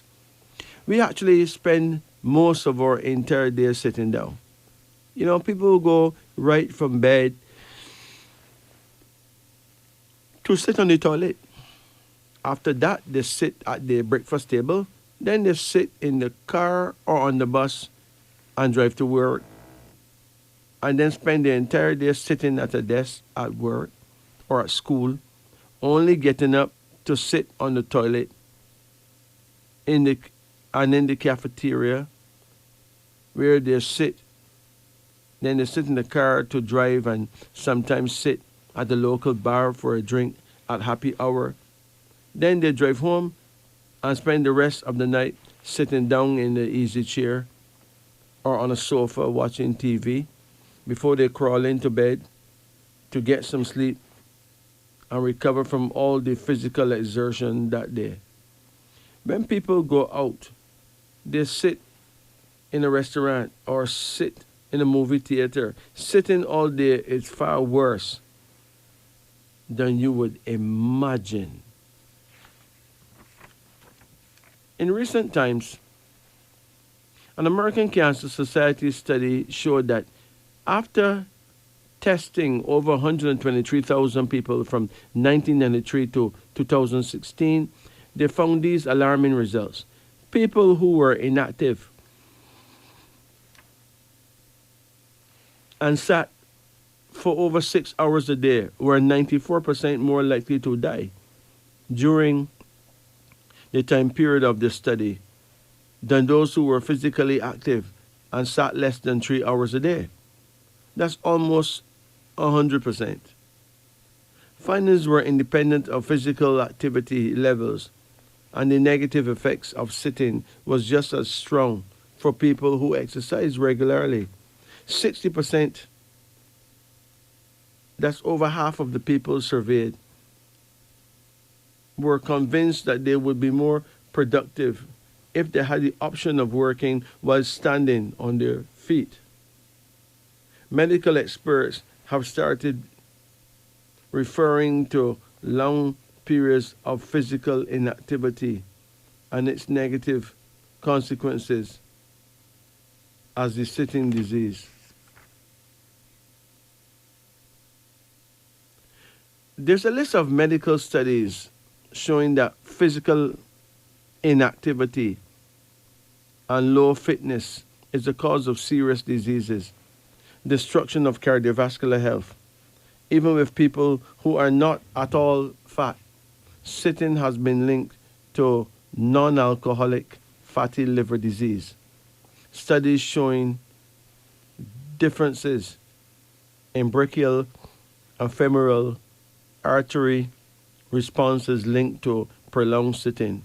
Studies showing reduces sedentary time and protect DNA sedentary lifestyle have led to depression.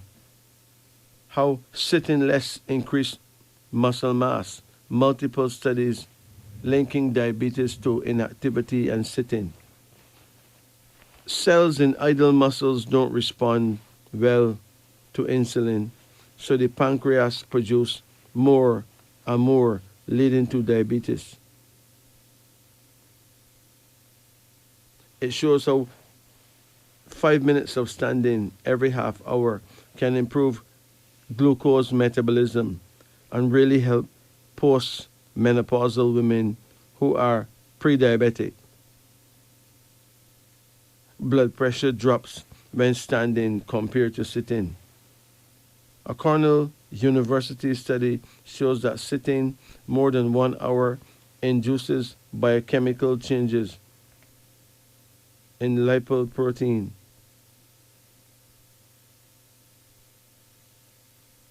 In lipoprotein activity, that's an enzyme involving metabolism and glucose situation that leads to deposits of fat rather than being properly metabolized by the creation of muscle and increase the possibility of heart attack, coronary heart disease, and kidney disease.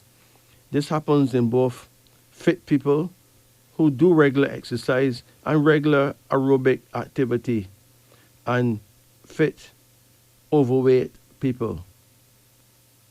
This means regular exercise does not cancel out these effects of sitting the rest of the day. Sitting a lot is asking for trouble, no matter who you are. Another study at the University of South Carolina showed that men who sit most of the day have a 64% higher risk of dying from heart disease than those who sit only a few hours a day. And many of these men routinely exercise. Cholesterol, blood sugar, diabetes, high blood pressure, heart disease, and a number of sicknesses all become apparent due to sitting long hours a day, 7 days a week. Studies show that sitting for long hours daily helps people to develop colon cancer, breast cancer, lung cancer. And sitting for long periods of time can cause blood clots to form and travel to the brain, causing a stroke. Lack of physical activity leads to hypertension, sleep apnea, snoring, destruction of spinal discs, herniated discs, causing everlasting back pain.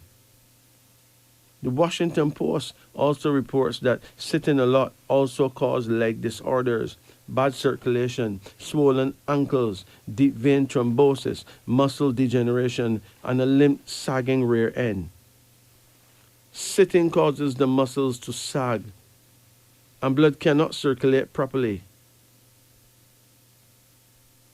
Our chairs are slowly but surely killing the people.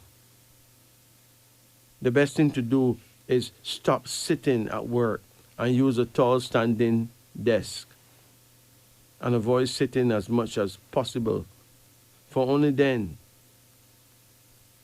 could we be free of all these horrible complaints and ridiculous diseases. This, my friends, is wisdom unveiling. Radio Jamaica, Kingston, Jamaica. We give thanks and praises for all our listeners. Sorry there'll be no calls tonight, but most likely next week there will be. As I said before, those of you who want to get readings done, you can call me privately during the week and get readings done. The number is 876-844-2295. That is 876-844-2295. Now let's talk about water. Warm water, not room temperature water. Water that get fire into it, that become hot. Very warm water.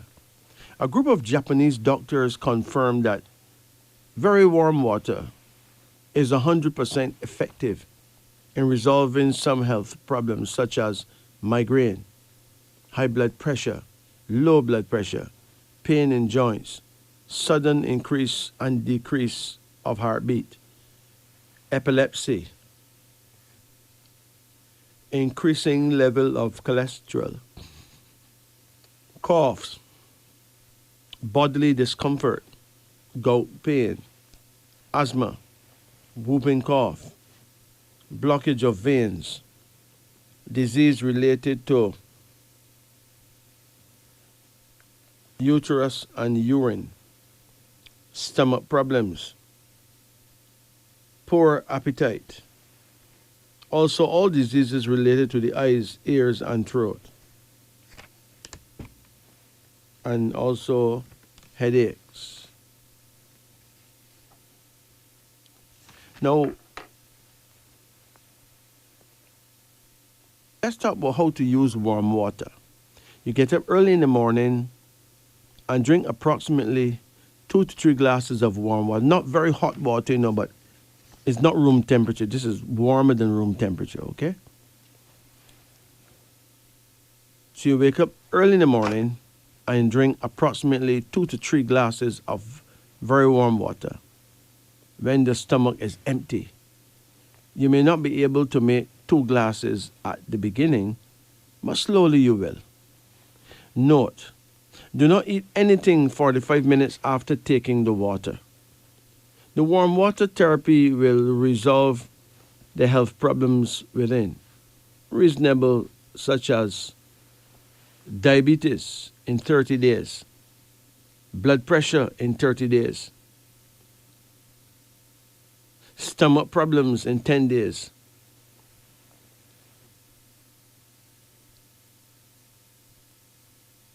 eight types of cancer in 9 months, blockage of veins in 6 months, poor appetite in 10 days, uterus and related diseases in 10 days, nose, ear, and throat problems in 10 days, women problems in 15 days, heart disease in 30 days, migraine headache in 3 days, cholesterol in 4 days, epilepsy and paralysis continuously in 9 months, asthma in 4 months.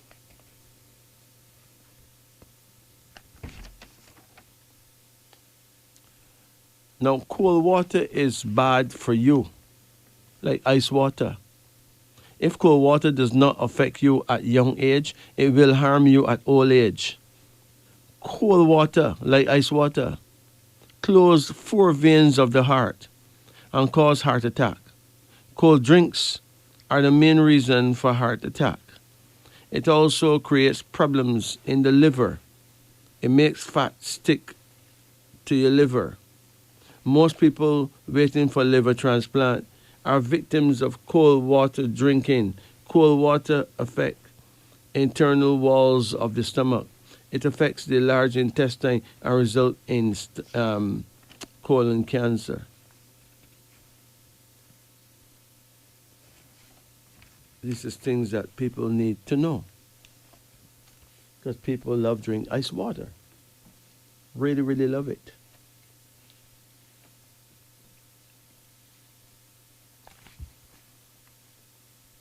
The effect of water. Let's go over that. We know that water is important, but never knew about the special times one have to drink it. Did you? It is important to note that drinking water at the right time maximizes its effectiveness on the human body. Number 1, 1 glass of water after waking up helps activate internal organs. That's 1 glass of water. Number 2, 1 glass of water 30 minutes before meal helps digestion. Now that is room temperature water we're talking about, or very warm water. Either the two, but the warmer the better. Number 3, 1 glass of water before taking a bath helps lower your blood pressure. Number 4, 1 glass of water before going to bed allow you to avoid getting a stroke or heart attack. A glass of warm water before going to bed will surely prevent clotting of the blood, which leads to heart attack and strokes. Here are some health tips for all elders from ages 45 to 100 years. Drink less milk in your tea. Instead of milk in your tea, add lemon or lime juice. In the daytime, drink more water. In the nighttime, drink less. In the day, don't drink more than 2 cups of coffee. As a matter of fact, you will be wise to stop drinking coffee at your age. I mean, completely. Eat less oily foods. Your best sleeping times are between 10 p.m. and 6 p.m.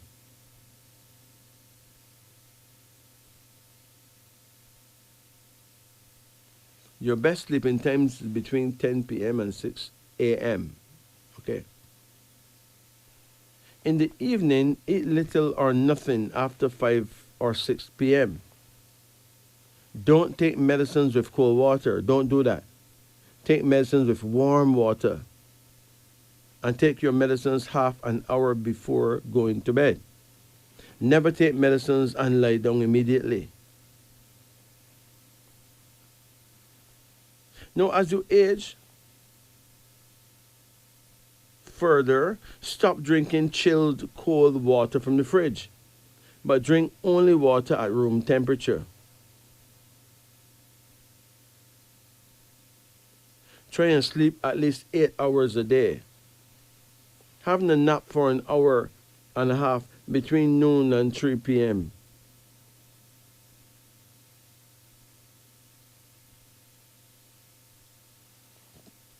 Having a nap for an hour and a half between noon, that's 12 o'clock, and 3 p.m. to relieve stress and keep younger and not age easily. That makes sense? Here's some other tips. Once your mobile phone battery is left with only 1 bar, don't make calls anymore because the dangerous radiation and waves are many times higher than a full battery.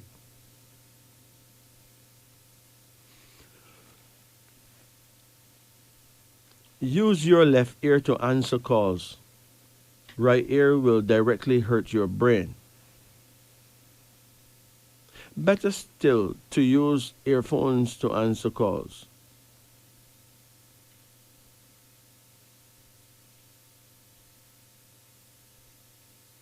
Okay. Right ear will directly hurt your brain. Better still use earphones to answer calls. 2 things to check as often as you can. Number 1, check your blood pressure. Number 2, check your blood sugar as often as you can. 6 things to reduce to the minimum for on your foods. Reduce salt, sugar, preserved meat and foods, red meat, especially roasted, dairy products, starchy products. 4 things to increase in your foods. Greens, vegetables, beans, fruits, nuts.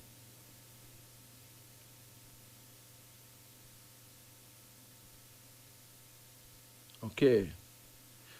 3 things you need to forget. That is your age, your past, your worries, and your grievances. 4 things you must have, no matter how weak or how strong you are. You must have friends who truly love you, a caring family, positive thoughts, a warm home, warm, comfortable home.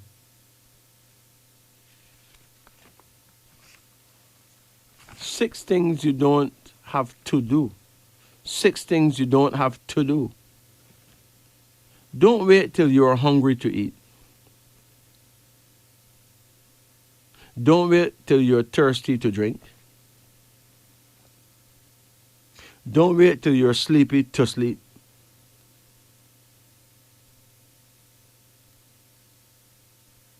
Don't wait till you feel tired to rest. Don't wait till you get sick to go for medical checkups. Otherwise, you will only regret later in life. And finally, don't wait till you have a problem to pray to God. Have a relationship with God. Talk to God on a daily basis. And Mother Nature too while you're at it. Seriously.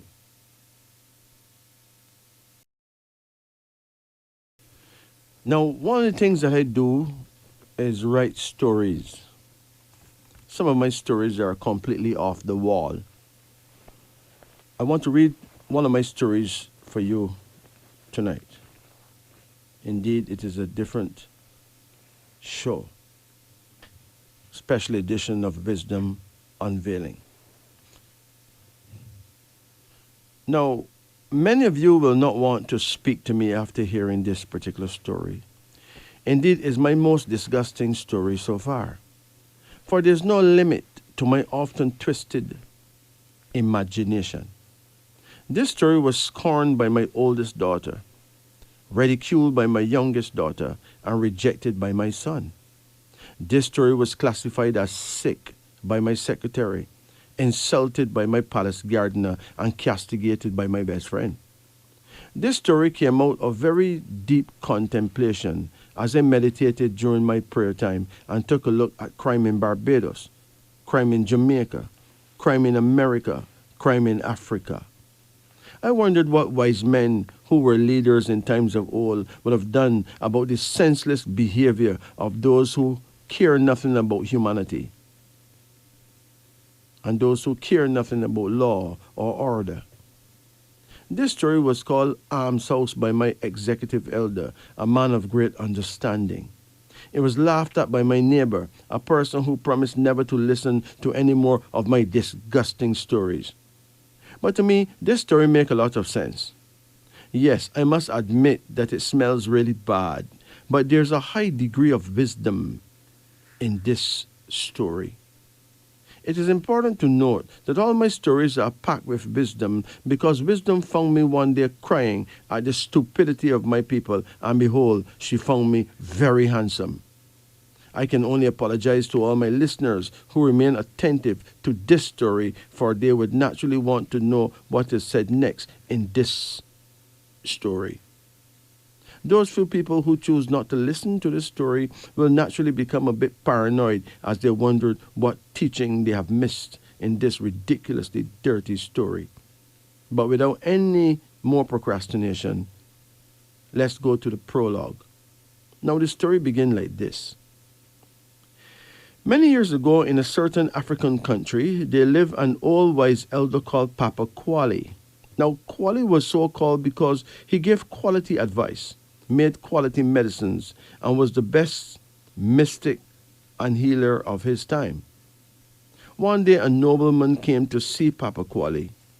This nobleman was from Abengwe village, a place where there lived a gang of thieves who made stealing so fashionable that it seemed like most of the young men in the village would want to join the rebels and become thieves as well. As a matter of fact, this gang of thieves had 50 members and was thinking seriously about expanding their membership in the next year. The nobleman bowed low before the great elder. Sir, I have traveled long and hard to see you, as I have been told that if you can't help us, no one can, sir, said the nobleman. Our village is known in Zimbabwe not for its products, bravery, nor beauty, but for its bandits, its rebels, who, though not killers or rapists, would steal even the least significant of things just to have their names mentioned on the radio. Sir, there's a gang of 50 rebels called the Abengwe Bandits, who have their own clothing line, who wear membership t-shirts and have gained the admiration of the youths. Sir, whatever is stolen is broken into 50 equal pieces or sold, and everyone gets an equal share of the money. When we put one of them in prison, the other 49 create great mischief, insisting that they too be locked up. Our prison system cannot hold and feed scores of illegitimate prisoners who obviously don't mind being there. Elder, what can we do in this very troubling situation? What can be done to rid us of this community curse? Well, after much contemplation, the elder said, okay, I will help you, but you must follow my instructions. First, please give me a list of the 50 names of the gang members. Also, please bring me 50 different samples of human excrement from the dirty pampers of 50 babies. Then, I want you to build me a tower at least 100 feet tall. At the top of the tower, you should put a small room with a showcase, and in it, a small glass box. I will do the rest. And so, the nobleman returned to Abengwe village and did exactly as the elder had requested at this time. Now, it was 7 days before Christmas, and Christmas Day was most important, because on Christmas Day, the country's leader will be touring all major territories to greet their paramount chiefs, and among them is Abengwe village. Unless something is done really quickly, the rebels are sure to rob his honorable entourage of all its valuable jewelry in spite of the president's many bodyguards. For it is rumored that the rebels have stolen and hidden some high-powered weapons from across the border to upgrade their assault capabilities. If the president is attacked and any member of his entourage killed or even his money and jewelry stolen, it would bring a severe curse to a Bangwe village and the arrival of trigger-happy soldiers thereafter, who would then round up all the young men who look like the usual suspects and execute them promptly. This was the greatest fear the people had anticipated with trembling, when in fact they ought to have been happy on a day such as Christmas Day. On the third day before Christmas, the tower was beautifully built and adorned, with steps winding around and up to the very top. Then the elder went up the tower steps and placed within the small glass display chest 50 small capsules made from the excrement of 50 babies. Then he lifted up his voice and said a prayer. It was a strange prayer, and the whole village heard it. He began by thanking the ancestors and thanking the God and Goddess of the universe for giving him the secret of all secrets, the elixir of speciality. He went on to say that he did not see the need for him to be more special than anyone else. So he left this great discovery here in the tower. And in 3 days, on Christmas Day, he would call out loudly the names of all 50 people that the elders recommend, who would get to take one each of these most auspicious and magical pills and go on to be one of the world's most extraordinarily special people. Now, because he was praying in a room that was studiously equipped with 4 speakers and a microphone, and because on top of the tower was an even higher speaker box, people heard the elders pray from miles and miles around. Sir, why are you giving out this great blessing on Christmas Day and no other day? A young lady asked. I am, said the elder, because those pills are only good to be taken on Christmas Day, the most special of all days.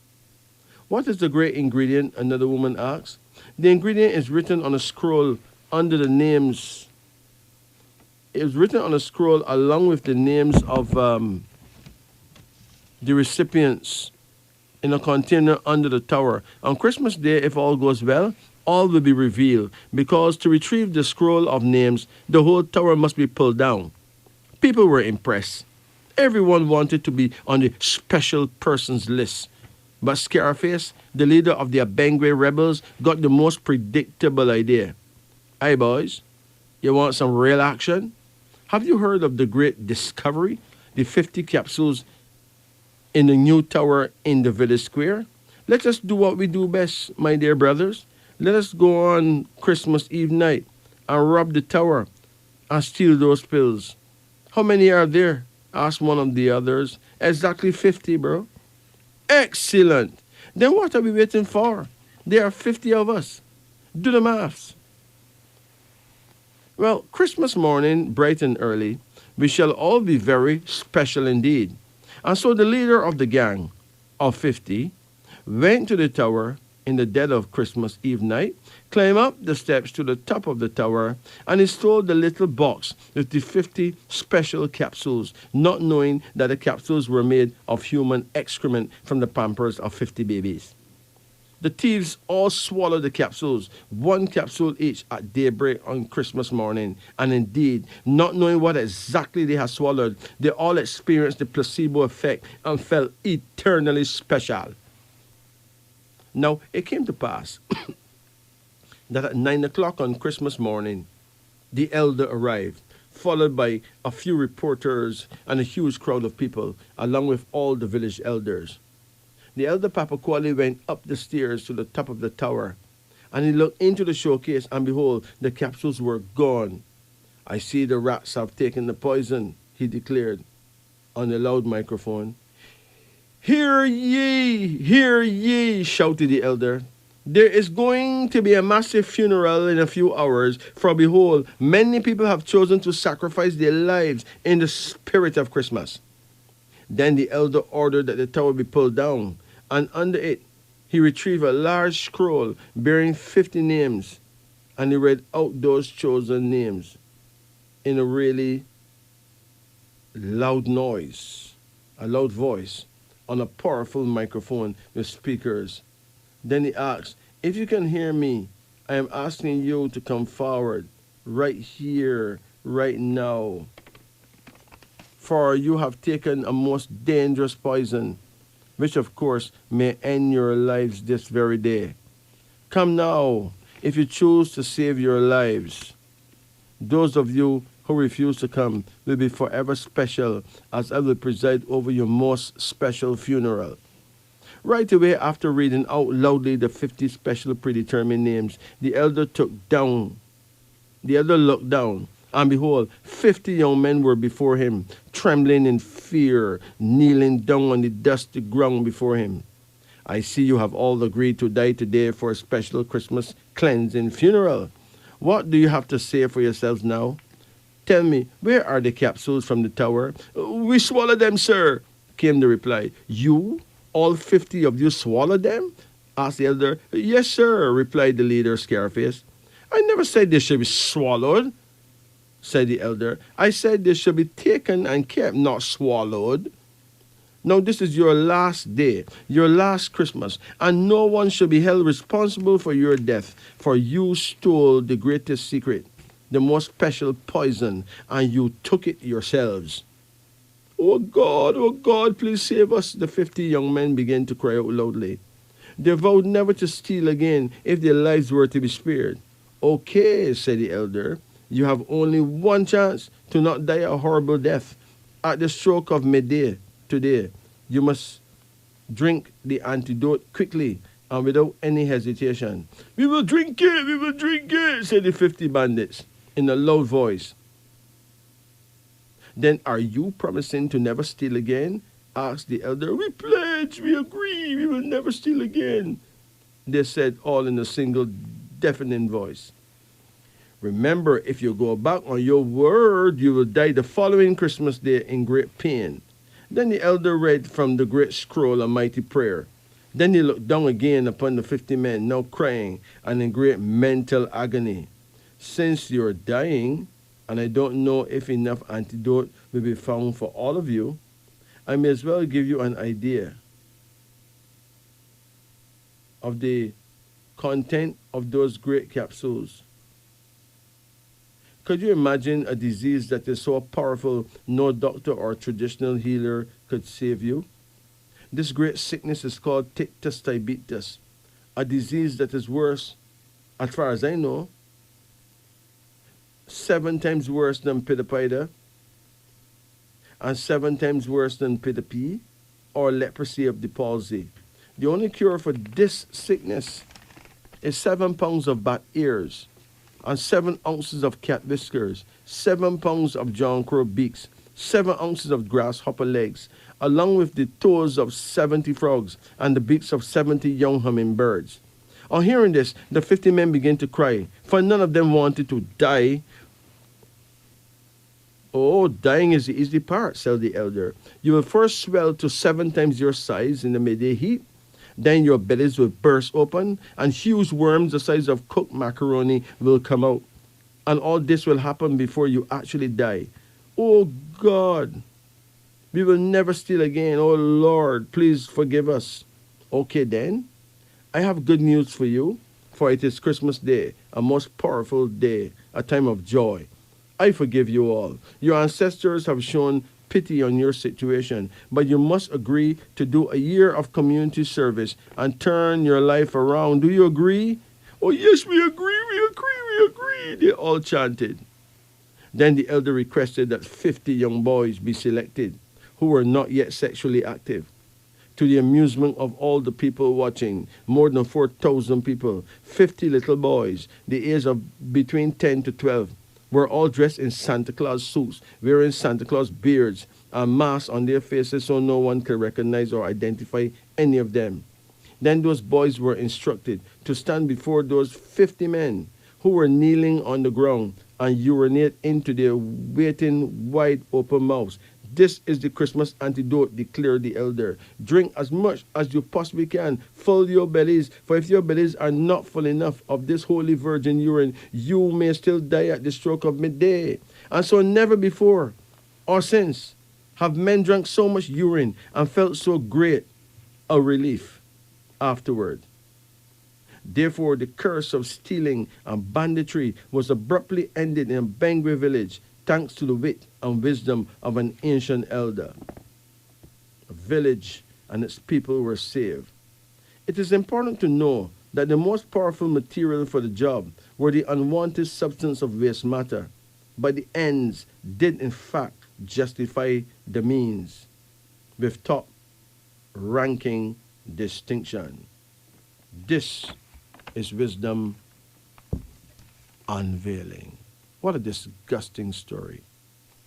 But you see the wisdom in it. The ends justified the means.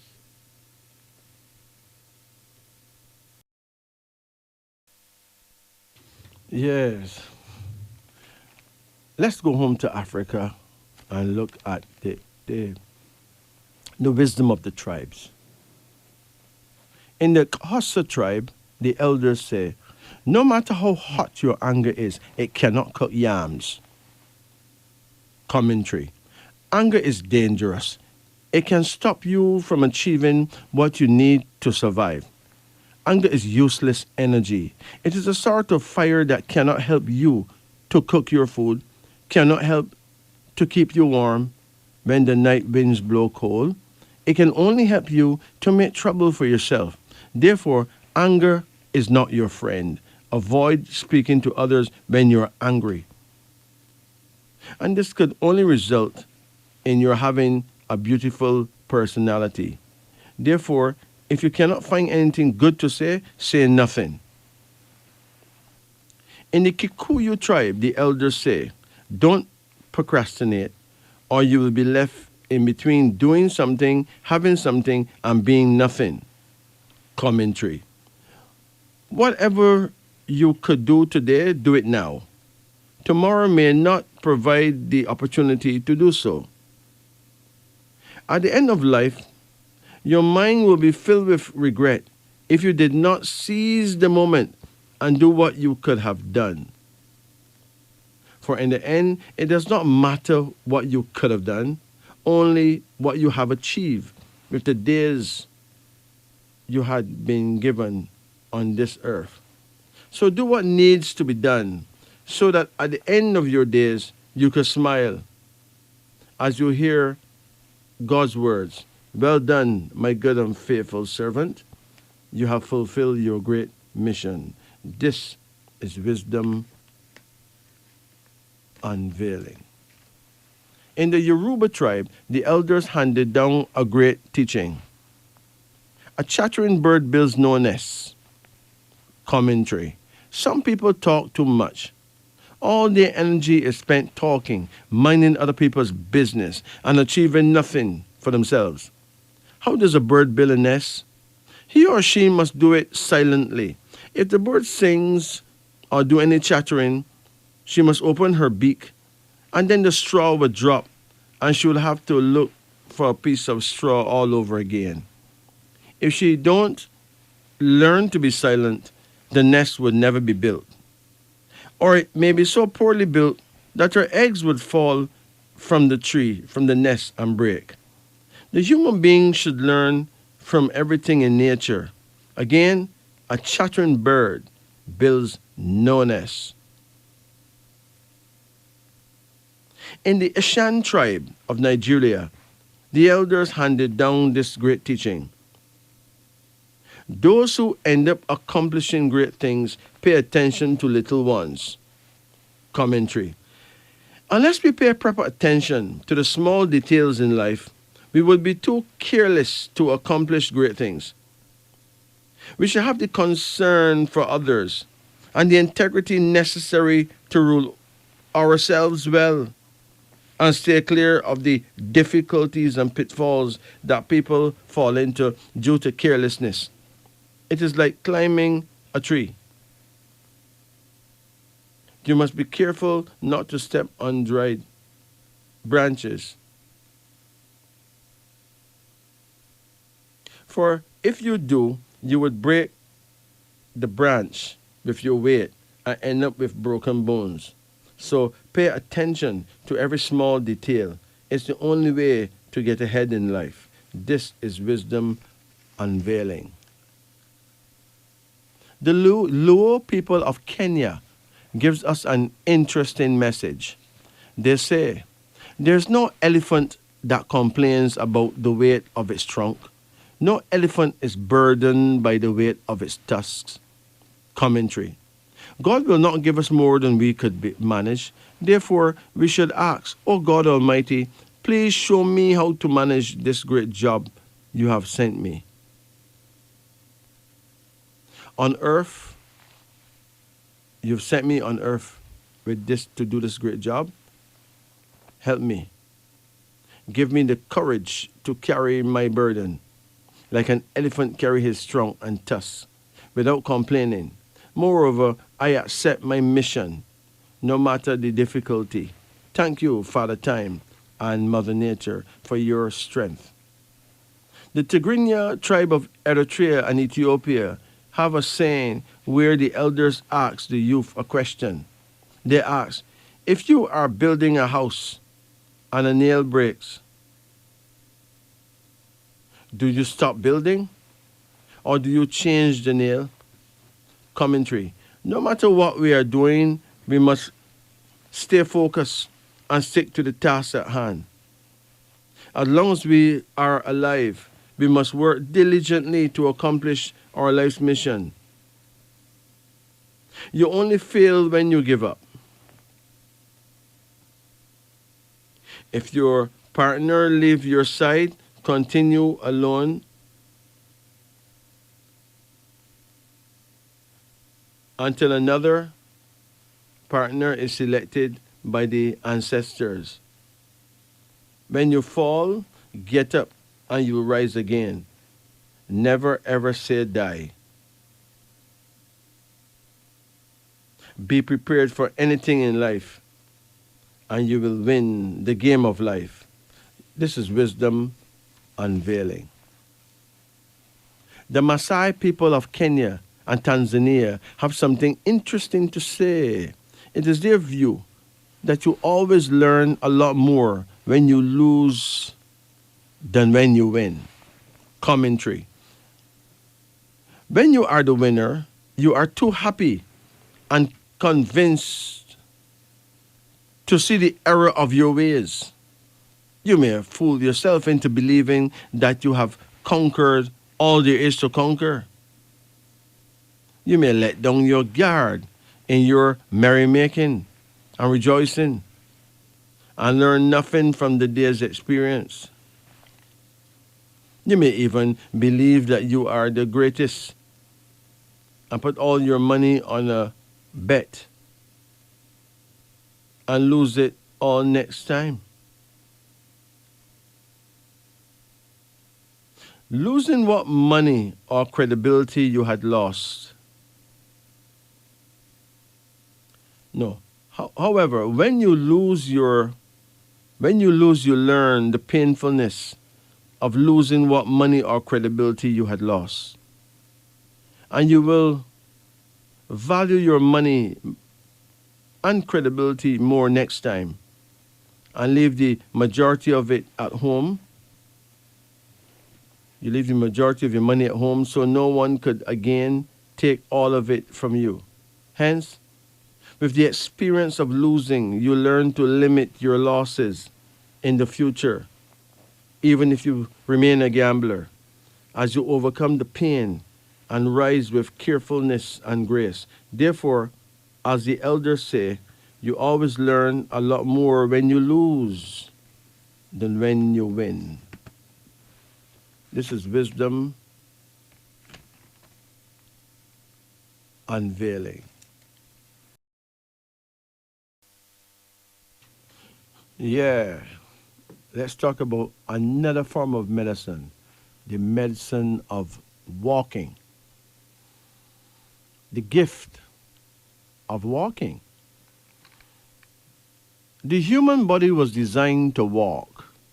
Our bodies function better when we walk. We are healthier in hundreds of ways when we walk.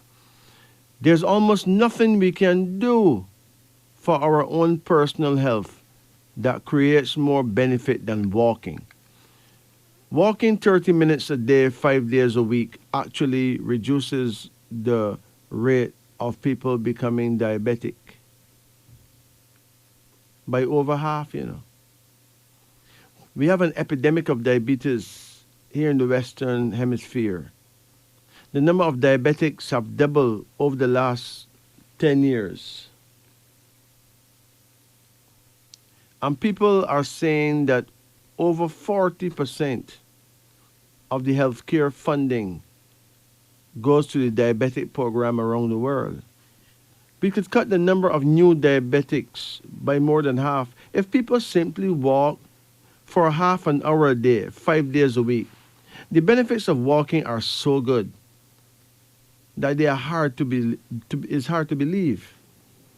We are far less likely to have strokes, heart disease, and high blood pressure when we walk. When we walk, there's a 43% reduction in the risk of stroke. Walking reduces hypertension. The human body has over 100,000 miles of blood vessels. Those blood vessels are more supple and healthy when you walk. Walking is clearly what our body is designed by God and Mother Nature to do. We resist disease more effectively when we walk. Walking cuts the risk of chronic conditions, and walking improves our body's ability to resist cancer or recover from cancer. A woman who walks will have a 20% likelihood of not getting breast cancer and a 31% likelihood of not getting colon cancer. Men who walk are two-thirds less likely to get prostate cancer and a 60% lower risk of colon cancer. Men who do have prostate cancer who walk will have a 46% lower chance of dying from prostate cancer than men who have prostate cancer and don't walk. Women with breast cancer who walk will have a 50% reduction. Walking at adolescence cuts down the risk of having cancer later on in life by 60%. Your body needs to walk. We have better internal chemistry when we walk. We are significantly less likely to catch a cold when we walk. People who walk 30 minutes a day, 5 days a week, have a 45% shorter symptom time when we catch a cold. Walking has shown to reduce the cell deterioration in the brains of people who are genetically at risk of getting Alzheimer's disease. Walking actually increases brain health and the size of the brain of people over the age of 60. Walking can have a major positive impact on depression. Studies have shown that walking 30 minutes a day, 5 days a week, have a major positive impact than most of the antidepressant medication and will significantly increase the effectiveness of the medications. People who walk will also be significantly happier and less likely to be depressed. Walking creates positive neurochemicals, and it is the easiest exercise strategy to maintain over time. It doesn't take much effort or equipment to walk. You don't need to run or jog or swim to get the benefits of walking. The human physiological need to walk is a basic need that we can meet by just walking. Walking strengthens the heart. Walking strengthens our bones. Walking half hour a day has countless health benefits that exceed the benefits of losing 20 pounds.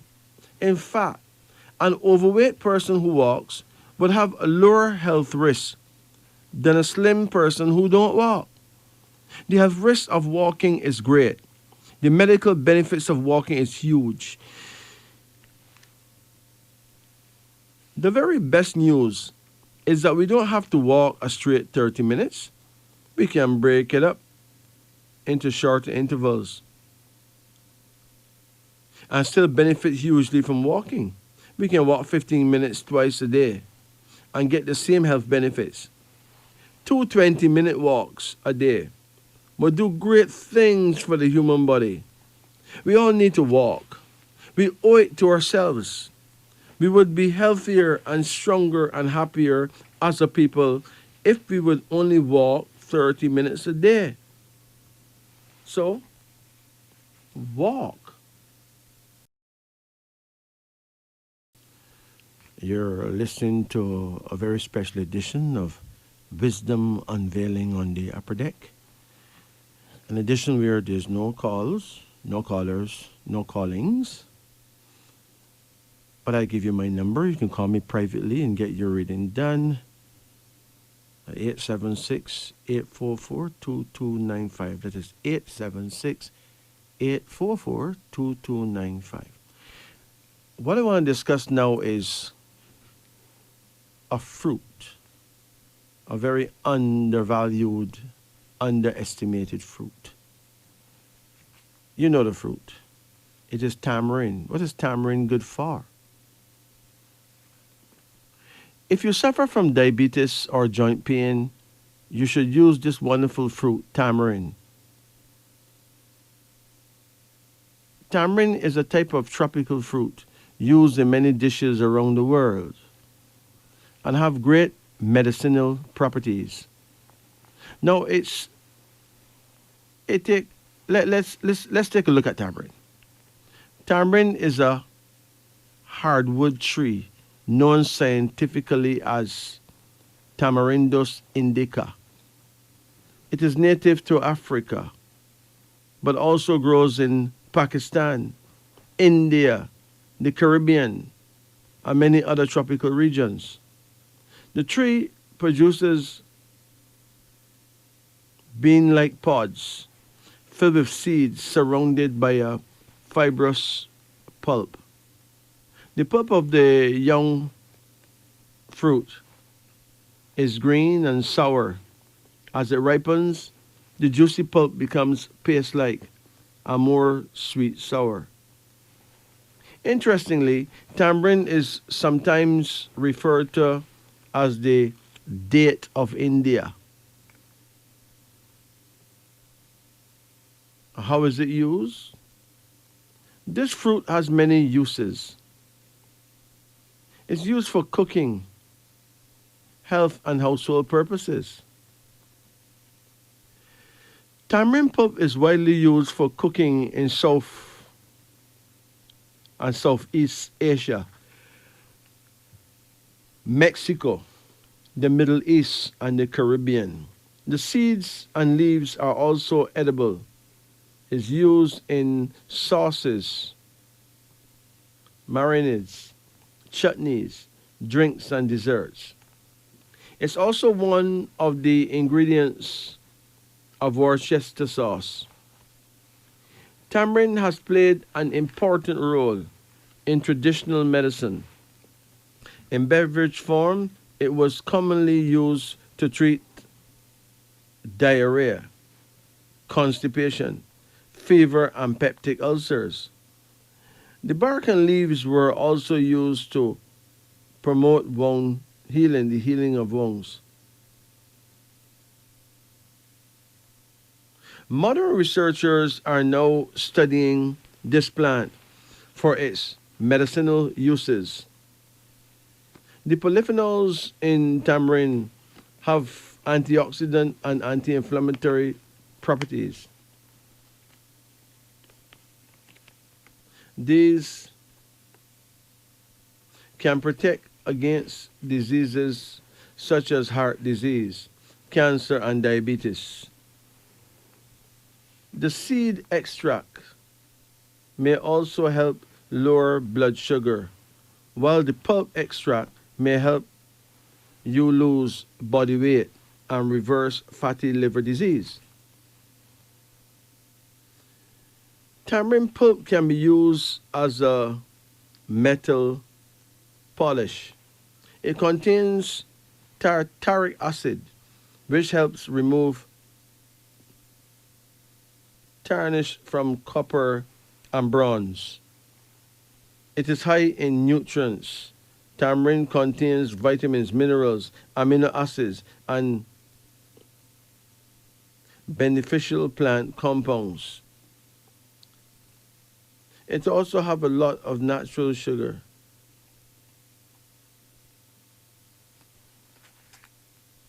Pure tamarind comes in these main forms: raw pods,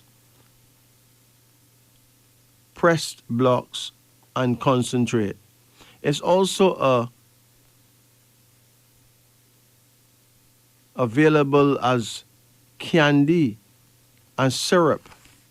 Now let's talk about the many amazing benefits of tamarind that will help improve your health in very wonderful ways. Number one, tamarind is known to aid in weight loss by actually suppressing your appetite so that you don't snack on those fries whenever you are bored. Number two, by including the vitamin C rich tamarind in your diet, you not only delight your taste buds, but also protect your skin from premature aging.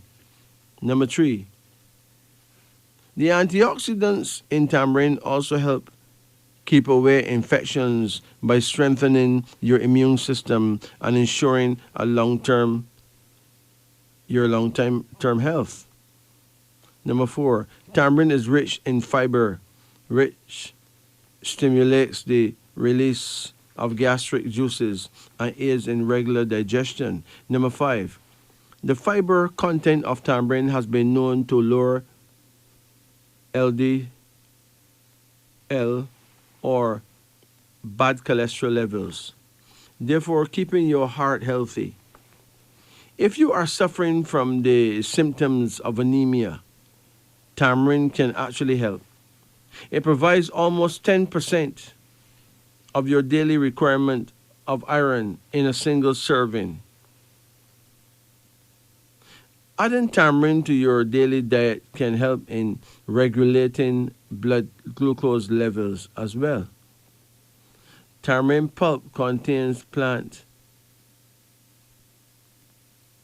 compounds that may protect against heart disease and oxidative damage. The juice extracted from the tamarind flowers is used for treating piles. It prevents constipation and aids in better digestion. The fiber present in this fruit helps improve bowel management. Tamarind helps in relieving inflammation of the skin.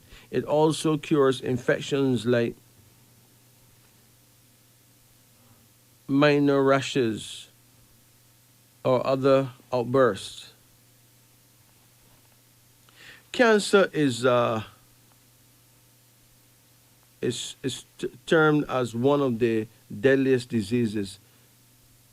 Since tamarind is full of antioxidants, it helps to fight cancer cells as well, building up in the body.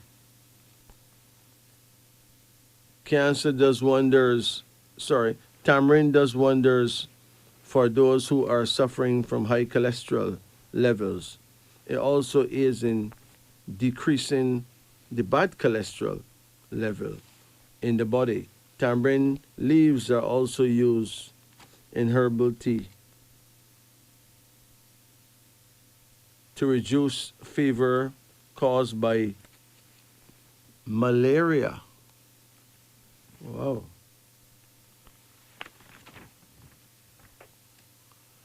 Tamarind is filled with iron, and this in turn increases the red blood cell count in the body.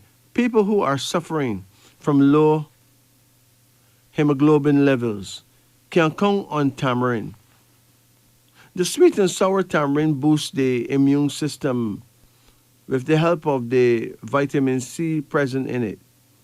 Its antioxidants also aid in preventing various kinds of fungal infections. It is also rich in vitamin B, which strengthens the nervous system. Thiamine, yet again, improves nerve function, which in turn helps you to strengthen your reflexes. The bark of the tamarind tree has been known to cure many cases of asthma as well. Wow. So much can be said about tamarind. This is wisdom unveiling. We take a short break. When we get back, we talk about dreams. Yeah. You're listening to Radio Jamaica. The show is Wisdom Unveiling on the Upper Deck. I'm your host, Majesty. Let's look at dreams. What have you dreamt lately? Did you dream about leather? Leather. No, it's not leather. This is lather. Okay, lather. To dream of soap, lather. To dream you're lathered with soap. Denote that your sweetheart is deceiving you. Watch your steps. This is a dream of caution. So if you dream that your face is covered with soap, lather, denotes that the sight of a dear friend or relative is in danger. So you have a dear friend or relative who may go blind. But if you dream that your skin, your body lathered with soap, it means that someone is cheating on you. Lemons. To dream of lemons signifies unhappiness. To eat them denote that your effort is in vain. Leak. To dream that your house is leaking denotes a false sweetheart. To dream that you stop the leak signifies profitable employment with one whom you have worked for in the past. Lease. To dream of a lease denotes security in business. Law. To dream of the law denotes trickery. Lawn. To play and sport upon a lawn signifies prosperity followed by great happiness. Lawsuit. To be engaged in a lawsuit denote that you will quarrel with one in power. Laxative. To dream that you take a laxative denotes a weak mind. Wow. Gorilla. To see a gorilla denotes that you will form the acquaintance of an ignorant person. Governor. To dream of the governor denotes an increase in salary. Good luck. To dream that you have real good luck denotes that you will be unlucky for a while. Goat. To dream of a goat denotes good luck. To pet the goat denotes riches. A godfather. If you dream you see a godfather, it denotes mischief. This is a dream of watchfulness. You better watch it. Godmother. To dream of your godmother is a warning of reform. Mark her words in order that you might be benefited by them.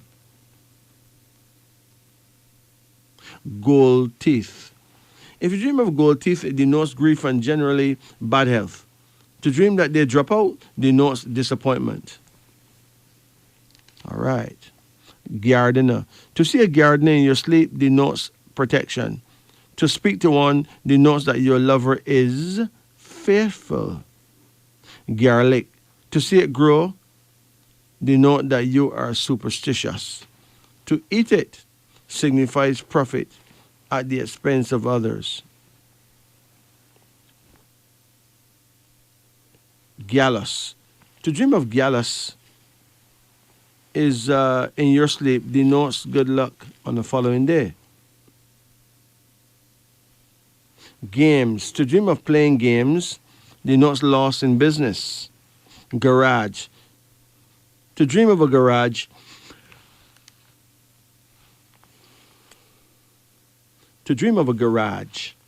denotes that your lawyer is trying to sell out your case. Garbage. To see garbage in your sleep denotes that you will lose part of your savings carelessly. Garden. To dream that you walk in a garden denotes pleasant surprise. Fish market. To see a fish market denote that you have been very naughty and rude to your sweetheart. Wow. Okay.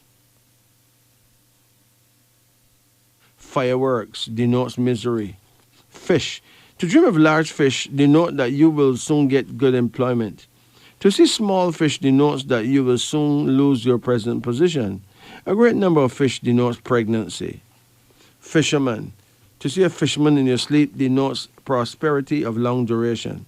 Fish hook denotes that your enemies are more than a match for you. This is a dream of caution. Do not let your right hand know what your left hand is doing.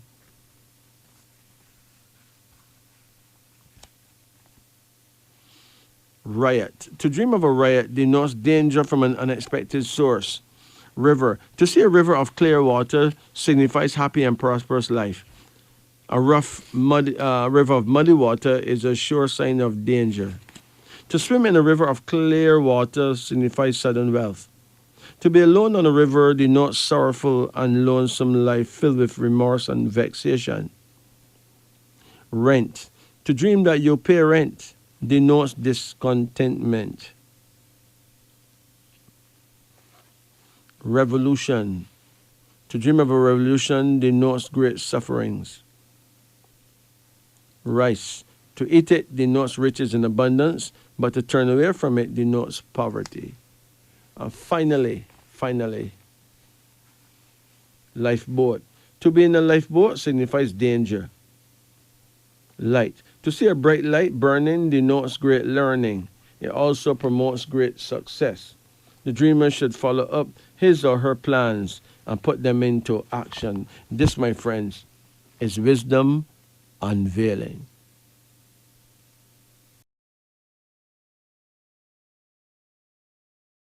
Yes. Brothers and sisters, it has been a pleasure being here, even though we didn't do we didn't use the phones at all tonight. It was just a special edition of Wisdom Unveiling on the Upper Deck. Next week we'll use the phones though. So next week you can call and get your complimentary readings. But those of you who would like to contact me during the week, you can call me at 876-844-2295. That is 876-844-2295. It is important to note that Almighty God liveth, and reigneth. Important to note that there's also a goddess. There can be no God without a goddess. There can be no highly intelligent male without a highly intelligent female. If boy and girl is at the bottom of the food chain, king and queen and emperor and empress in the middle, then God and goddess must be at the top. As it was at the top, this shall be in the bottom. As it was in the beginning, so shall it be in the end. So brothers and sisters, we give thanks to you, all our listeners. Next week we will certainly have callers, but tonight it was just a night to talk about herbs and these things. We give thanks though for being with you, and I give thanks for you being with us. We give thanks to Radio Jamaica for allowing us to be here. Give thanks and praises for Almighty God who gave us the life and the gift and the wisdom to be here. Until next week, Godspeed. Be good as you can be to as many people as you can possibly be good to. Remember, it is nice to be nice. Next year coming up is the year of the snake. The snake year shall begin somewhere in early February. And dragon year not finished yet. So when Mr. Trump come into power, it will still be dragon year. And I'm telling you, the dragon always have some things, some serious things planned. We really and truly don't want to see a world war. But we know that's a dragon thing, you know. And then in snake year now, a lot of sneakiness will be going on. You'll find out what people are really thinking in snake year. But what can we do but watch and pray?